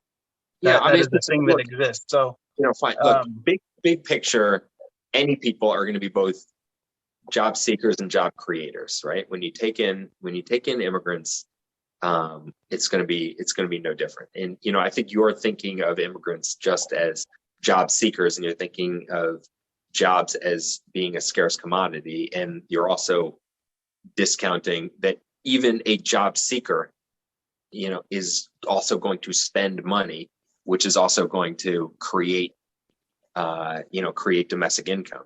So even if somebody comes here just to get a job, they're also going to spend money on food and haircuts and, you know, everything, and clothing and everything else here, right? And create domestic income for other people who are here. But, you know, not everyone's going to be a job seeker. You know, they're also going to be job creators, and, you know, there are many immigrants who become employers, or where their children become employers, and, you know, that kind of thing, right? You know, I mean, Jeff Bezos' dad was an immigrant, right? I mean, so, you know, he's the largest employer in the country, and, you know, that kind of thing, right? So when you take in immigrants, they and their children also become job creators and become entrepreneurs, and, you know, and become, you know, founders of companies and managers and hirers and all that kind of thing. And even if they're just job seekers, like most of the rest of us, job seekers also spend money, and one person's spending is another person's income. So, you know, I think the only reason that the U.S. economy is stronger than certain other economies, like certain European ones or something like that, is because we have a little bit higher birth rate. But again, the birth rate is really only because of immigrants. You know, American-born women, you know, have similar birth rates to Europeans, and we continue to be able to attract more immigrants, and that is what sustains our GDP growth. Period. It's not because we're improving in productivity better than other nations. You know, we're not improving productivity better than the Chinese. It's just the fact that we are growing our population when other countries like, you know, Italy are not, like Japan are not. And you know, the only way in which the United States has been able to do that is that we're better at attracting immigrants. I think if we stop doing that, if we stop being attractive to immigrants, or if we change policies such that we are no longer attracting immigrants, that will be the death blow. That will be the reason that the U.S. economy ceases to be the American empire. That will be the final failure we get to make, is cutting off immigration. Because at that point, if we cut off immigration entirely, that's beyond stupid. Yeah. Well, I mean, you know, that's right now. That's our oxygen. It's what the only thing that's accounting for us being able to perform differently than Italy or something like that, and just have an economy that's not really growing and is progressively aging and things like that. You know, it's not a good long-term prognosis for a country that is just aging and doesn't have a basis for growth. And that's several developed economies are in that situation. So hopefully we can keep our vitality, but the vitality, for the U.S. economy does not seem to be that it's going to come out of a domestic birth rate. It seems as though it's only going to come out of external immigration. But in any event, you asked also about trade. And right, exactly, and Bretton Woods, all of which is intimately related, and the government deficits. So the government deficits and trade are two sides to the same coin, because that's an accounting identity. So everything's got to balance in terms of trade, because that's what the word trade means. It's got to be one thing for another thing, right? So if you export one thing, you have to import another thing, and those have to exactly balance. So if we export government debt, we have to import goods. So the trade balance is, what you call the current account deficit, must be exactly equal to the capital account surplus. The capital account is how much you're exporting financial assets. So the balance of your deficit of or surplus of goods and services must be equal to the opposite of your financial exports or imports. So other countries are savers, right? We're a net international borrower, right? That means we're exporting financial assets. Other countries like Germany and China, seems to be ringing a bell here. We've been noticing something about this, right? Are savers, and so then they import financial assets.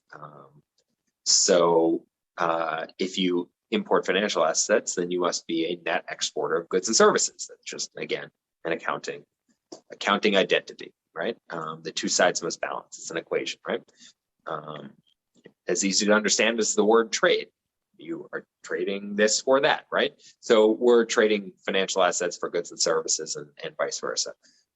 So China and Germany are exporting goods and services to the world, not just to us. There are other countries in our situation. Spain, for instance, is a net importer of goods and services, and they export financial assets. But Spain and Germany kind of pair off against each other. We kind of pair off with China significantly. I think there's a lot of discussion about who's causing. Is it the profligacy of Americans, or is it a savings glut of the Chinese, or their mercantilist policy to refuse to import? I think it's both. I think that a country that's just determined to have a reserve currency will naturally find countries that are determined to be mercantilist. So having a reserve currency means that you're determined to export financial assets to be the reserve. So we are determined to export financial assets to the world, and therefore import goods and services. And so then naturally, like a magnet, we will attract into a relationship with countries that are determined to be mercantilist, like China, like Korea, like Japan, like Germany, who become our critical providers of the imports that we use, and then they accrue our financial assets. So this is the explanation for the trade balance.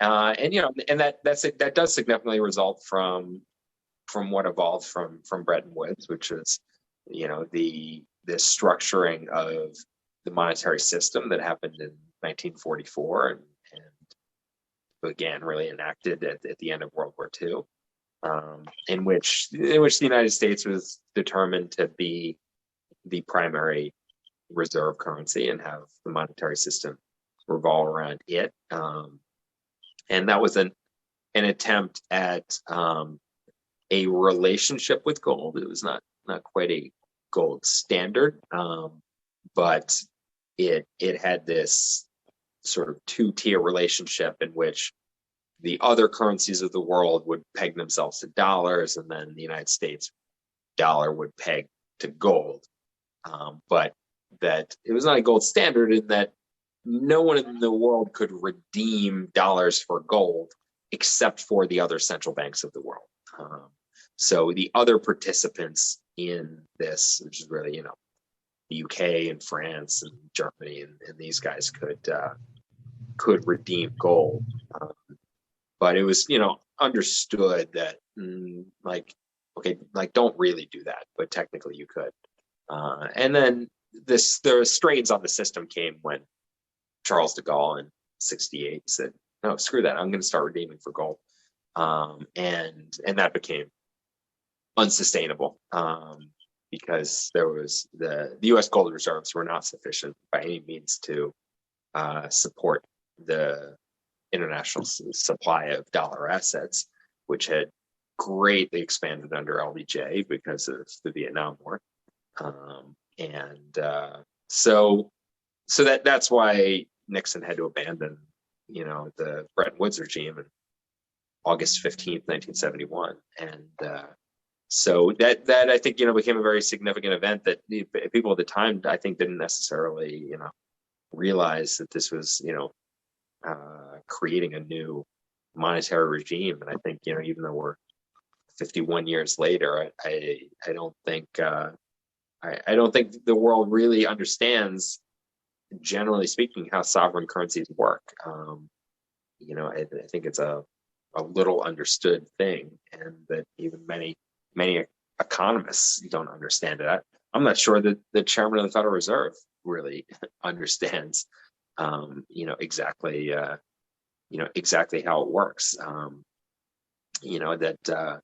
I think the concepts of managing money supply and this kind of thing still draw themselves significantly from the ideas that we had of how managing money supply worked in a non-sovereign currency when you're trying to peg to something like a gold standard.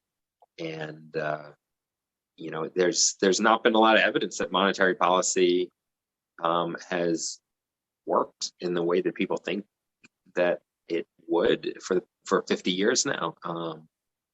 There's not necessarily evidence that the monetary policy that the Fed is doing right now is effective in the way that they think that it is. That stimulative policy is stimulative, or that contractionary policy is contractionary.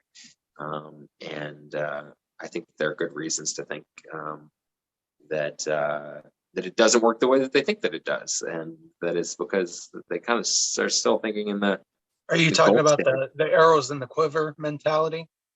Yeah, or just what quantitative easing is and how that works, and what that means. Is it really stimulative if the Federal Reserve buys treasuries from the banks and replaces it with bank reserves? So they have the idea that they call this quantitative easing. They have this idea that if they buy treasuries from the banks and give them all these bank reserves, that for some reason that's going to be stimulative to the economy. I don't think that it is, but that's what they that's what the stock market is responding to today. This idea that there's going to be rate hikes. Now I think that rate hikes and unwinding quantitative easing are actually very different things. Jay Powell talks, the old way of thinking about it, that these two, are moving the same direction, that unwinding QE and that raising interest rates would have the same effect. These are like their two tools that they have right now. I don't think they're the same thing. I think, I think raising interest rates is contractionary, especially for certain sectors like real estate and things like that. It's not necessarily clear that it affects all sectors, especially at this, very low interest rates. I think if we were talking about 30% interest rates, then sure, but I don't know that individuals and firms that don't have a lot of debt are really that impacted by whether interest rates are 0 or 1 or 2 or something like that, right? But certainly it affects housing and maybe financial services and things like that. But yeah, I think that they don't understand how monetary policy works. Even the people who are So doing what? So what? We'll round it off here, and then I'll let you go. What would you do as chairman of the Fed? Actually, we'll do two things, but we'll start with this. So if you were chairman of the Fed, what would you do as far as raising rates, as far as quantitative easing? Like, would you basically raise rates and increase quantitative easing, or what would you be? right. And why? What would I it be think, accomplishing? I think if they were to unwind the quantitative easing, I actually think that would be inflationary. So, they think it's the opposite. But so because we have all this supply side driven inflation, I think it would be dangerous to unwind the quantitative easing right now. But that, you could raise interest rates. I think there would be a good argument for doing that, to to wipe people out in housing, because housing is too expensive, and you could just make everybody lose a lot of money there. And if they raise interest rates, and it curbs inflation, right? Because it's requiring dollars to go back the other way. I mean, it'll curb inflation in certain sectors, like in housing. Like as in, if housing prices go down, that's the biggest component of CPI is owner equivalent rent. So yes, but raising interest rates is not going to do anything about a lot of the other components. It could have a little bit to do with one of the other hot sectors is autos. Like autos get financed. It could have a little bit to do with autos, but it's not going to have anything to do with bacon prices or something like that. I mean, there's no relationship between interest rates and bacon. Or restaurant meals. Especially, because so much of especially food in America, so much of it is. I guess this term would be like, very flexible supply. Basically, like they can tailor up or tailor down supply of things relatively more easily. Right. So much of the inflation is to do with supply issues and international effects of COVID, and the fact that the supply chain is highly global, and other countries are still being impacted by COVID in a way that we're not, that creates supply issues, and a lot of the inflation is also energy driven, right? It's OPEC and things like that. So interest rates is not going to have anything to do with oil prices. I think the only significant thing that it's really going to impact if they raise interest rates is asset prices. You could take a dent out of real estate, and maybe you could take a dent out of the stock market too. And that's one that's on my mind. I've got more exposure to the stock market than real estate. So that's the question is do you actually want to bet against stocks? Maybe. Hard to say. There's certainly reason for concern that there could be a big drop in the stock market, for sure. But when you look at what things are selling for, price to earnings ratios and all that, we're in an obvious super bubble. That or maybe not a super bubble, but we're in a bubble. Things are historically overpriced, so that's definitely. Yeah, I mean, I don't know. I don't know if they're much higher prices than history. Is it a bubble? I mean, it's just very low cost of capital. So is a low cost of capital irrational or unsustainable? I don't know.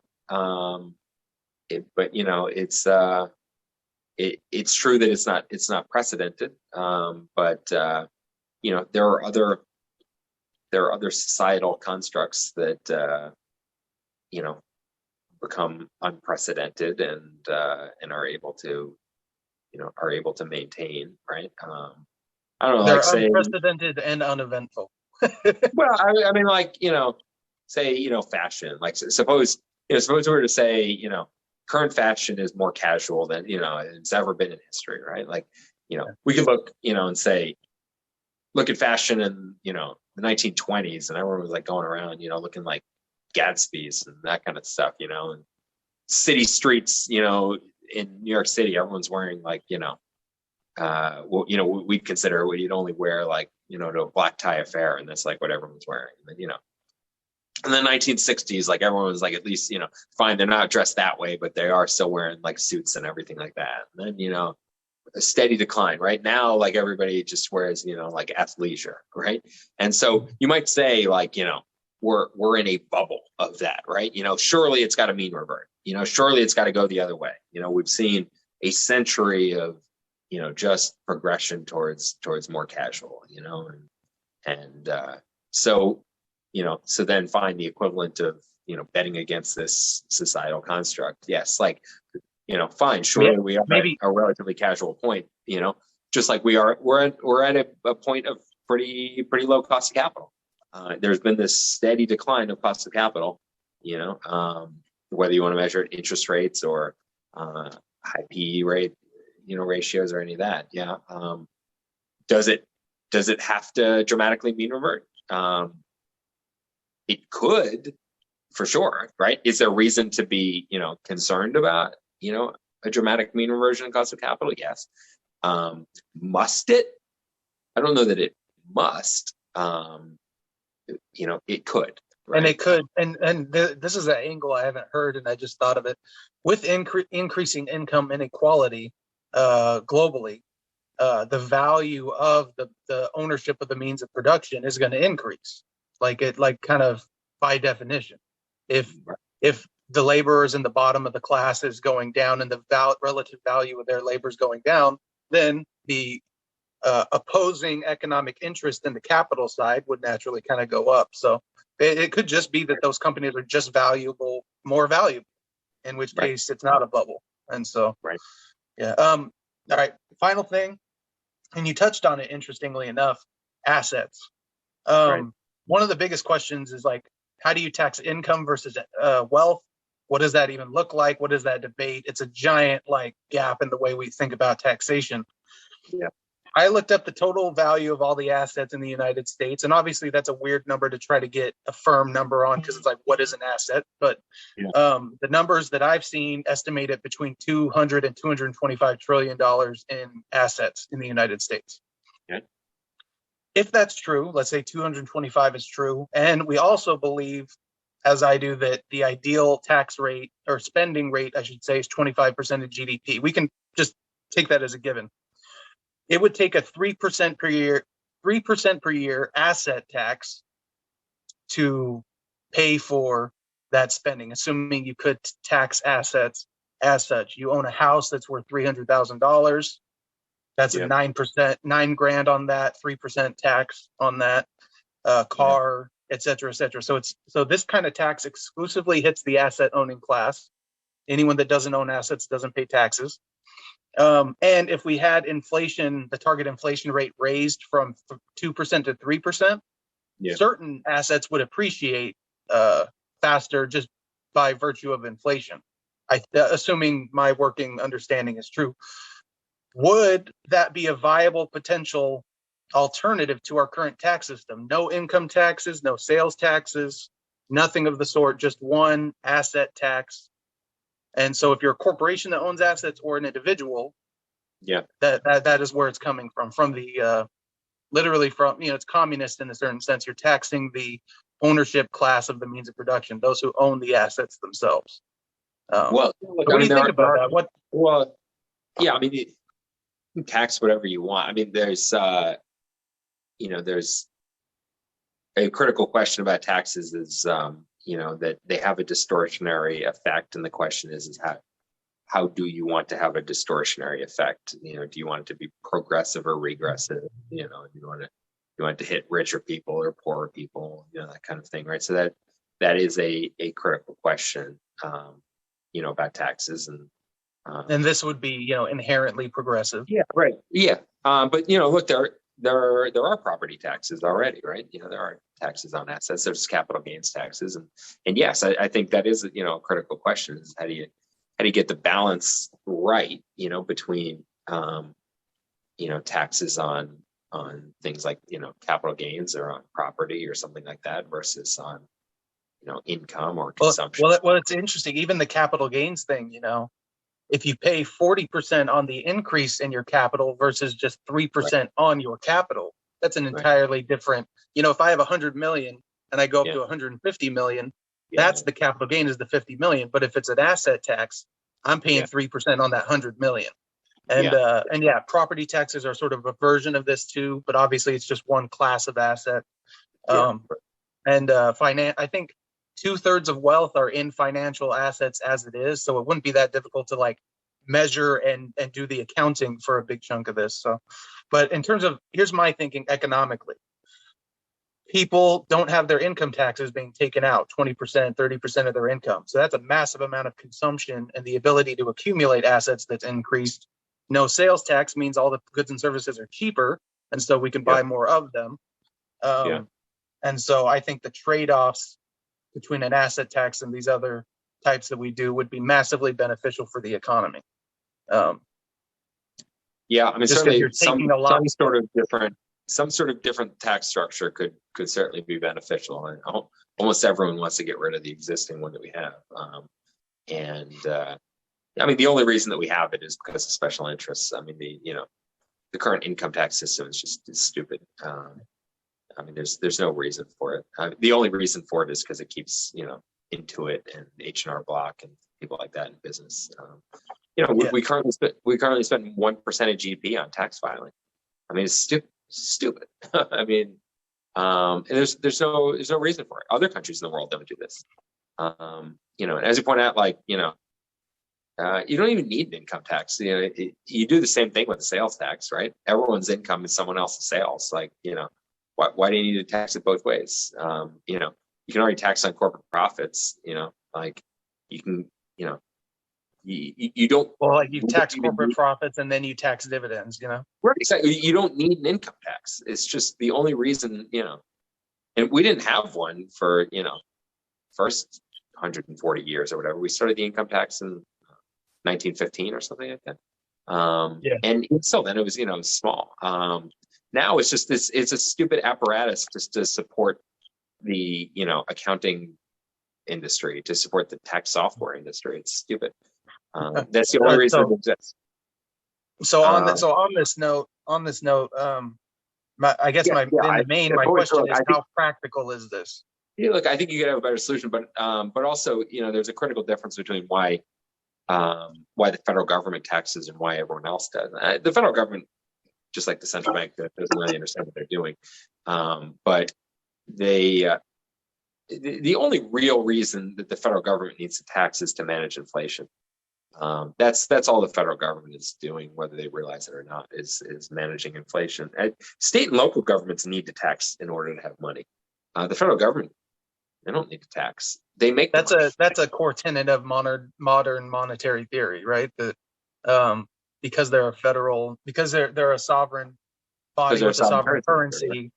The difference between issuing dollars and pretty much that the bank sends the dollars out and the government brings the dollars in through taxation, and there's ways to make that more. Well, but the federal government doesn't spend its tax dollars, right? These are two totally different things. Like, it's the taxation and the spending of dollars they're just different things at the federal government level. That's not true for your city. The IRS brings in. Yeah, but no, they don't bring in anything. It's just accounting. They're not like literally bringing in anything. I mean, like if they were, fine. Like, I mean, people will point at, Warren Mosler will talk about, like suppose you did pay your taxes in cash. Actually, technically you can, right? But it's still irrelevant. The cash is not going to go to the federal government. Like, and for that matter, like Warren Mosler will point out, like even if IRS offices accepted cash payment, like that, he said they could have a shredder in back and they could just throw all the cash in the shredder. It wouldn't make any difference. They might as well be doing that, right? That's effectively what they're doing when they're taxing you. Is you pay in cash and they just throw your cash in the shredder. Why? Because it's all part of the federal government. If they wanted more cash, then the Bureau of Printing and Engraving could print more. right? They don't need the cash that you brought into the IRS office. They can throw it in the shredder, right? It's irrelevant. They're not going to spend that cash that you brought there. Oh, thank you for your cash. Oh, now we can go like pay the soldiers. Like, it's irrelevant, right? They don't pay the soldiers with cash anyway, right? Like, or buy anything else with that. They're just two totally different mechanisms of government, Now, I mean, and likewise, like if you actually literally pay your taxes in cash, you can. But what you have to do is you go to some service, and it's a private financial institution, and then you hand them the cash, and then it just becomes a cash deposit, the same as anything else in the family. It doesn't actually even go to the federal government, right? Like all that happens, you go to this, like, it's like, a tax paying service, a check cashing type service, right? So fine, so you can hand them some cash, and then they'll send a check to the federal government, But I mean, all it is a management of the money supply thing, which is, it's in order to create demand for the currency. That's all it is the federal government has this, same as like, their ultimate, like, same as like, the premise that law and order and structure in society all originally derives from their monopoly on violence, right? So you say that, there's structure and law and order because at the end of the day, we know, like, even if it's a tertiary effect, we're like, well, the government has a monopoly on violence. Therefore, you can derive like all these, things about the structure of society, and that there should be law and order and that kind of thing. And, why I don't, steal from you or something like that is well, because there's a government, and that government has a monopoly on violence, and they'll step in, that kind of thing, right?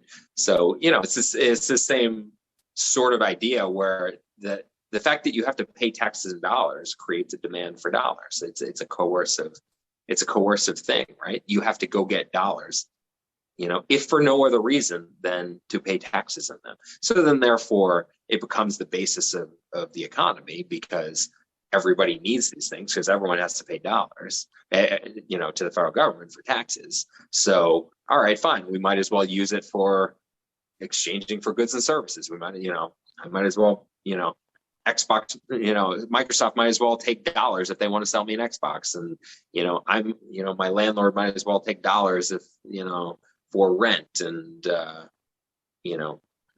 bank might as well take dollars to pay the employees, and they might as well take it for deposits. And so, it becomes iterative, that because everybody needs the currency dollars once a year, right? Because everyone needs to pay taxes in it, and the taxes are significant enough that it would be really annoying to try to do business in anything else, because everybody is, at the end of the day, is going to need to surrender 20% of it in the form of dollars, right? So it'd be like really annoying if I like earn in Bitcoin, because then I'm going to have to like exchange my Bitcoin for dollars, because like I'm going to have to pay 20 or 30 or 40% of it in dollars, not in Bitcoin, to the federal government. So that's how, that's why the federal government needs to tax, is they create demand for the dollars. And then that, that manages inflation. That puts them in a different situation than the state and local governments. The state and local governments don't print the money, so they actually do need you to pay them dollars in order for them to spend it, same as everybody else. But for all levels of government, from your local municipality to the federal government, there's a distortionary impact of taxes, and that is something that that they should be considering, and usually are not considering it properly. And yeah, I think they could do a much simpler and a fairer system. I think probably what they should do is some level of like a national sales tax, so that everybody has some demand for the dollars. And then because otherwise, like, if you only tax the assets or capital gains or something like that, then you'd have like 80% of America not actually needing dollars. Because they say, well, that's irrelevant to me, I'm not a billionaire, right? So you don't want a situation where only millionaires and billionaires need dollars, right? Because then maybe you would get a situation where everyone doesn't use dollars, and the economy becomes de-dollarized, and all the middle class people start using, you know, Bitcoin or whatever the hell else, Yeah. you know. But you know, so you do need some reason that everyone, you know, that everyone pays some taxes so that everybody has a demand for the dollars. But you don't need an income tax, you know. I like Or the idea of a tourist sales tax. So if you're a resident, you don't pay on the sales tax, but if you're yeah, a Florida, non-citizen, non-resident, then you. yeah, the Florida thing, right? I mean, well, right. So, or you know, you could have a very simple, Or just a sales tax. yeah, you could have a sales tax. You could also have a very simple income tax.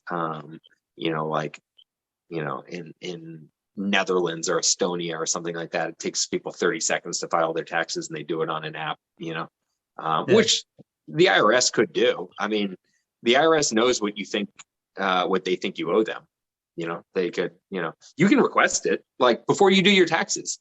You can ask the IRS to tell you what they know about what you owe them. Like it's called your wage and income transcript, right? So you can go on their website and say, you know, please provide me my wage and income transcript, and then you can file your taxes based on that and say, okay, you know, here's what, you know, but so therefore we don't need to do this charade. Like instead of doing this charade of, you know, of you collect this shit that people send you in the mail and try to fill out your taxes, or go on the IRS website and, like, you know, request your transcript. Like they could just tell you, here's what we think you owe. If you think it's different, then fine, you're welcome to fill out this form and tell us what you think is different. You know, that's what other countries do. They say, fine, here's what your tax bill is. Sign this and send it back, and you're done. If you think that there's something wrong about this, then, you know, here's the form to correct what you think is wrong, and we'll review it. Yeah. You know, it's totally backwards that we have a giant IRS apparatus and we also privately pay for all the a whole secondary set of accounting. Yeah, for all the same stuff. It's just because of Intuit. You know, it's really, you know, it's Intuit and H&R Block and whatever. But it's just that they lobby to keep the tax code the way it is. Nobody wants it. That's a bipartisan issue. Nobody wants it the way that it is, except for the tax preparation industry. It's a racket. Aside from abortion, at this point, I think all issues are bipartisan. I'm like, we all want a good economy, low crime. You know, like I don't know. I'm a big believer. Like, if we had enough conversation and enough sorting of the facts, eventually we all come to more or less the same conclusions. Or gun control or something like that. Sure, like there are people who want no gun control. There are people who want, you know, no abortions. But these are not even issues that are equally dividing America. I mean, yeah, the majority of Americans do want some access to abortion. And with the like the gun control example, you know, with the gun control example, we can all agree that gun violence is an issue and we should be fighting gun violence. Yeah, how we do that is the gun control versus other mechanisms debate. But like even that, we all agree. In my opinion, right. There are people who less death by gun is ideal. It's just like it's only like 8% of Americans. Like it's fine, it's significant, but fine. 8% of Americans want absolutely zero gun control, and then there's a spectrum thereafter, you know, then there's a large portion of people who want, you know, who are strong believers in gun ownership and own guns themselves, but think that, you know, guns are a privilege and a responsibility, and grew up in a culture of responsible gun ownership and, you know, all of that. Right. So look, there's a spectrum, but, you know, it's a small sliver of Americans that endorse the policy that we're doing now, which is like no gun control, you know, no control of any kind, you know. I mean, it's the shifting of the political spectrum, you know, that you know what we call left and right, you know, and what we call the center is you know, it's not actually the spectrum of beliefs in America, you know, that the labeling of the spectrum has shifted to the, you know, to the right a lot, in that you know, in that things that, you know, for instance, are, you know, the position, you know, politicians that are considered left-wing politicians, if you took away the names, right, and just went down like the list of positions, what is called the left wing is actually like the center of like views in America. You know, it's just we have these like labeling of things, right? But I think if you took somebody who's like relatively like left in the labeling of things, you take like Cory Booker or Elizabeth Warren or something, and just take away the name, right? And just ask average Americans, you know, how do you feel on this issue? And then ask Cory Booker, how do you feel on this issue, right? You're going to find that I bet somebody like Cory Booker or Elizabeth Warren is about like in the middle of the political spectrum, actually, you know, and like they're considered like lefty. It's really unfortunate that the whole fake Native American thing hit Elizabeth Warren.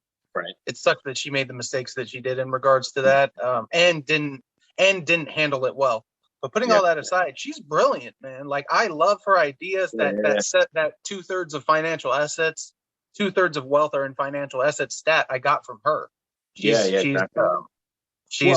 very brilliant person. I think she's a better senator than a president, just based off of, I think, the value she brings. But that, because she's never been a leader of a large organization that has to execute and enforce laws and deal with all that kind of stuff. She was never a governor.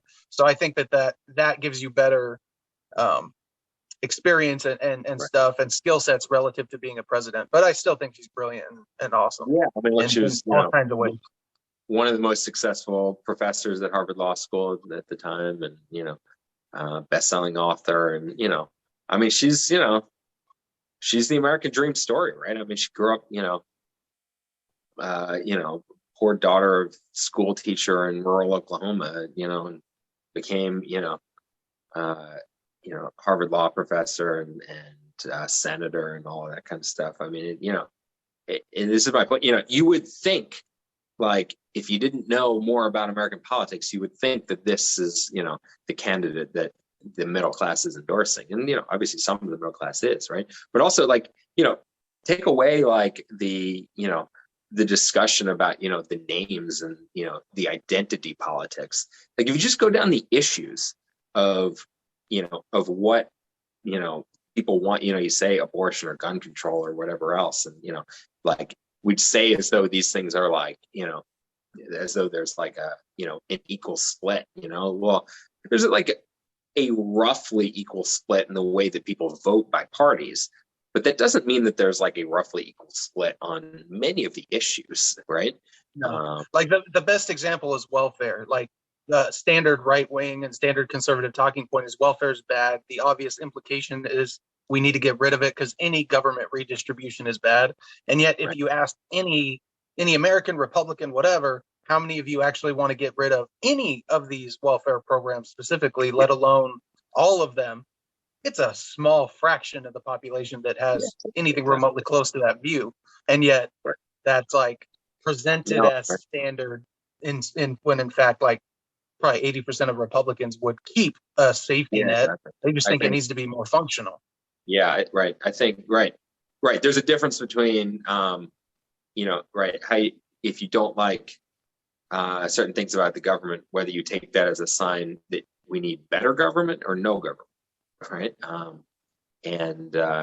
think that's, for instance, a key dividing issue on, how people respond, within the parties. The right and the left are fundamentally, like, it's not so much a spectrum as it is, there's the tribe of the traditional and the tribe of the progress. And sometimes we need to go back to tradition and seek our wisdom from the past. And sometimes we need to look and evolve past our flaws from the past and look to the future. Like, it's always a question of what is working, what isn't, how do we change what is not working, how do we preserve what is working. That is the name of the game. And so, like, the left is preeminently occupied with the progress side, the right is preeminently occupied with the value of tradition, but they both have some value, and it's all about and the rest of us are just there chilling, like, figuring it out. I think it goes back to the beginning conversation you were asking about the divide between, elites and non-elites. And I think that the pulling of the political spectrum has to do with elites being able to successfully convince people that their agenda is in the benefit of others, and and get people to vote against their own middle class interests and the benefit of elite interests. And I would so, say that's more or less what the whole system is designed to accomplish, from our news media all the way through to our think tanks. right, is to convince middle class people to favor That we are each other's enemy, and they can just go on about their business while we're distracted. the policies, right?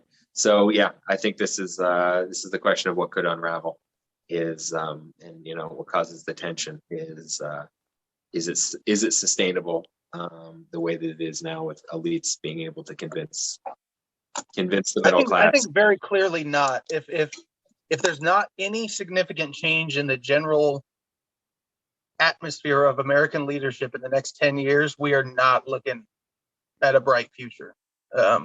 For decades, the labor participation rate is sort of a loose, for me, is a loose corollary to sort of when this all went awry. From 1950 to 2000, the labor participation rate basically went up, except for under Bush Senior, I believe, was the only little blip down.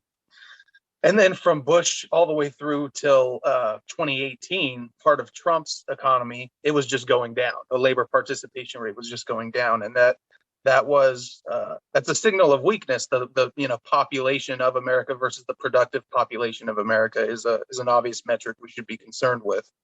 And I think around 2000, the transition it's from kind of demographic stuff. I mean, it has to do with age and women.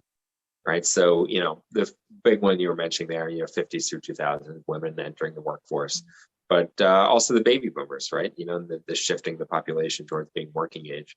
But, you know, that's what I was talking about with the immigration thing is unless you have immigration, your labor force participation rate is going to be going down.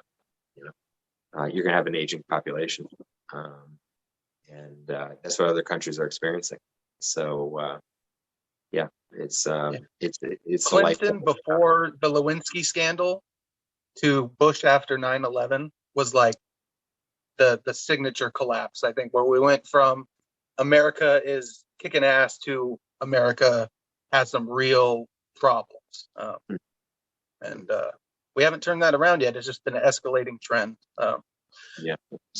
Thank you so much for coming on. This has been awesome. Thank you for sticking around way longer than I had initially said.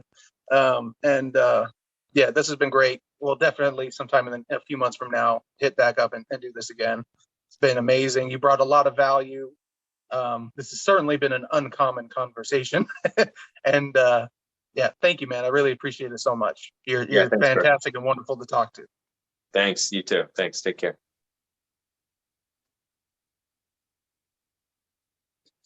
I am Dude Politic, and I'll see y'all later.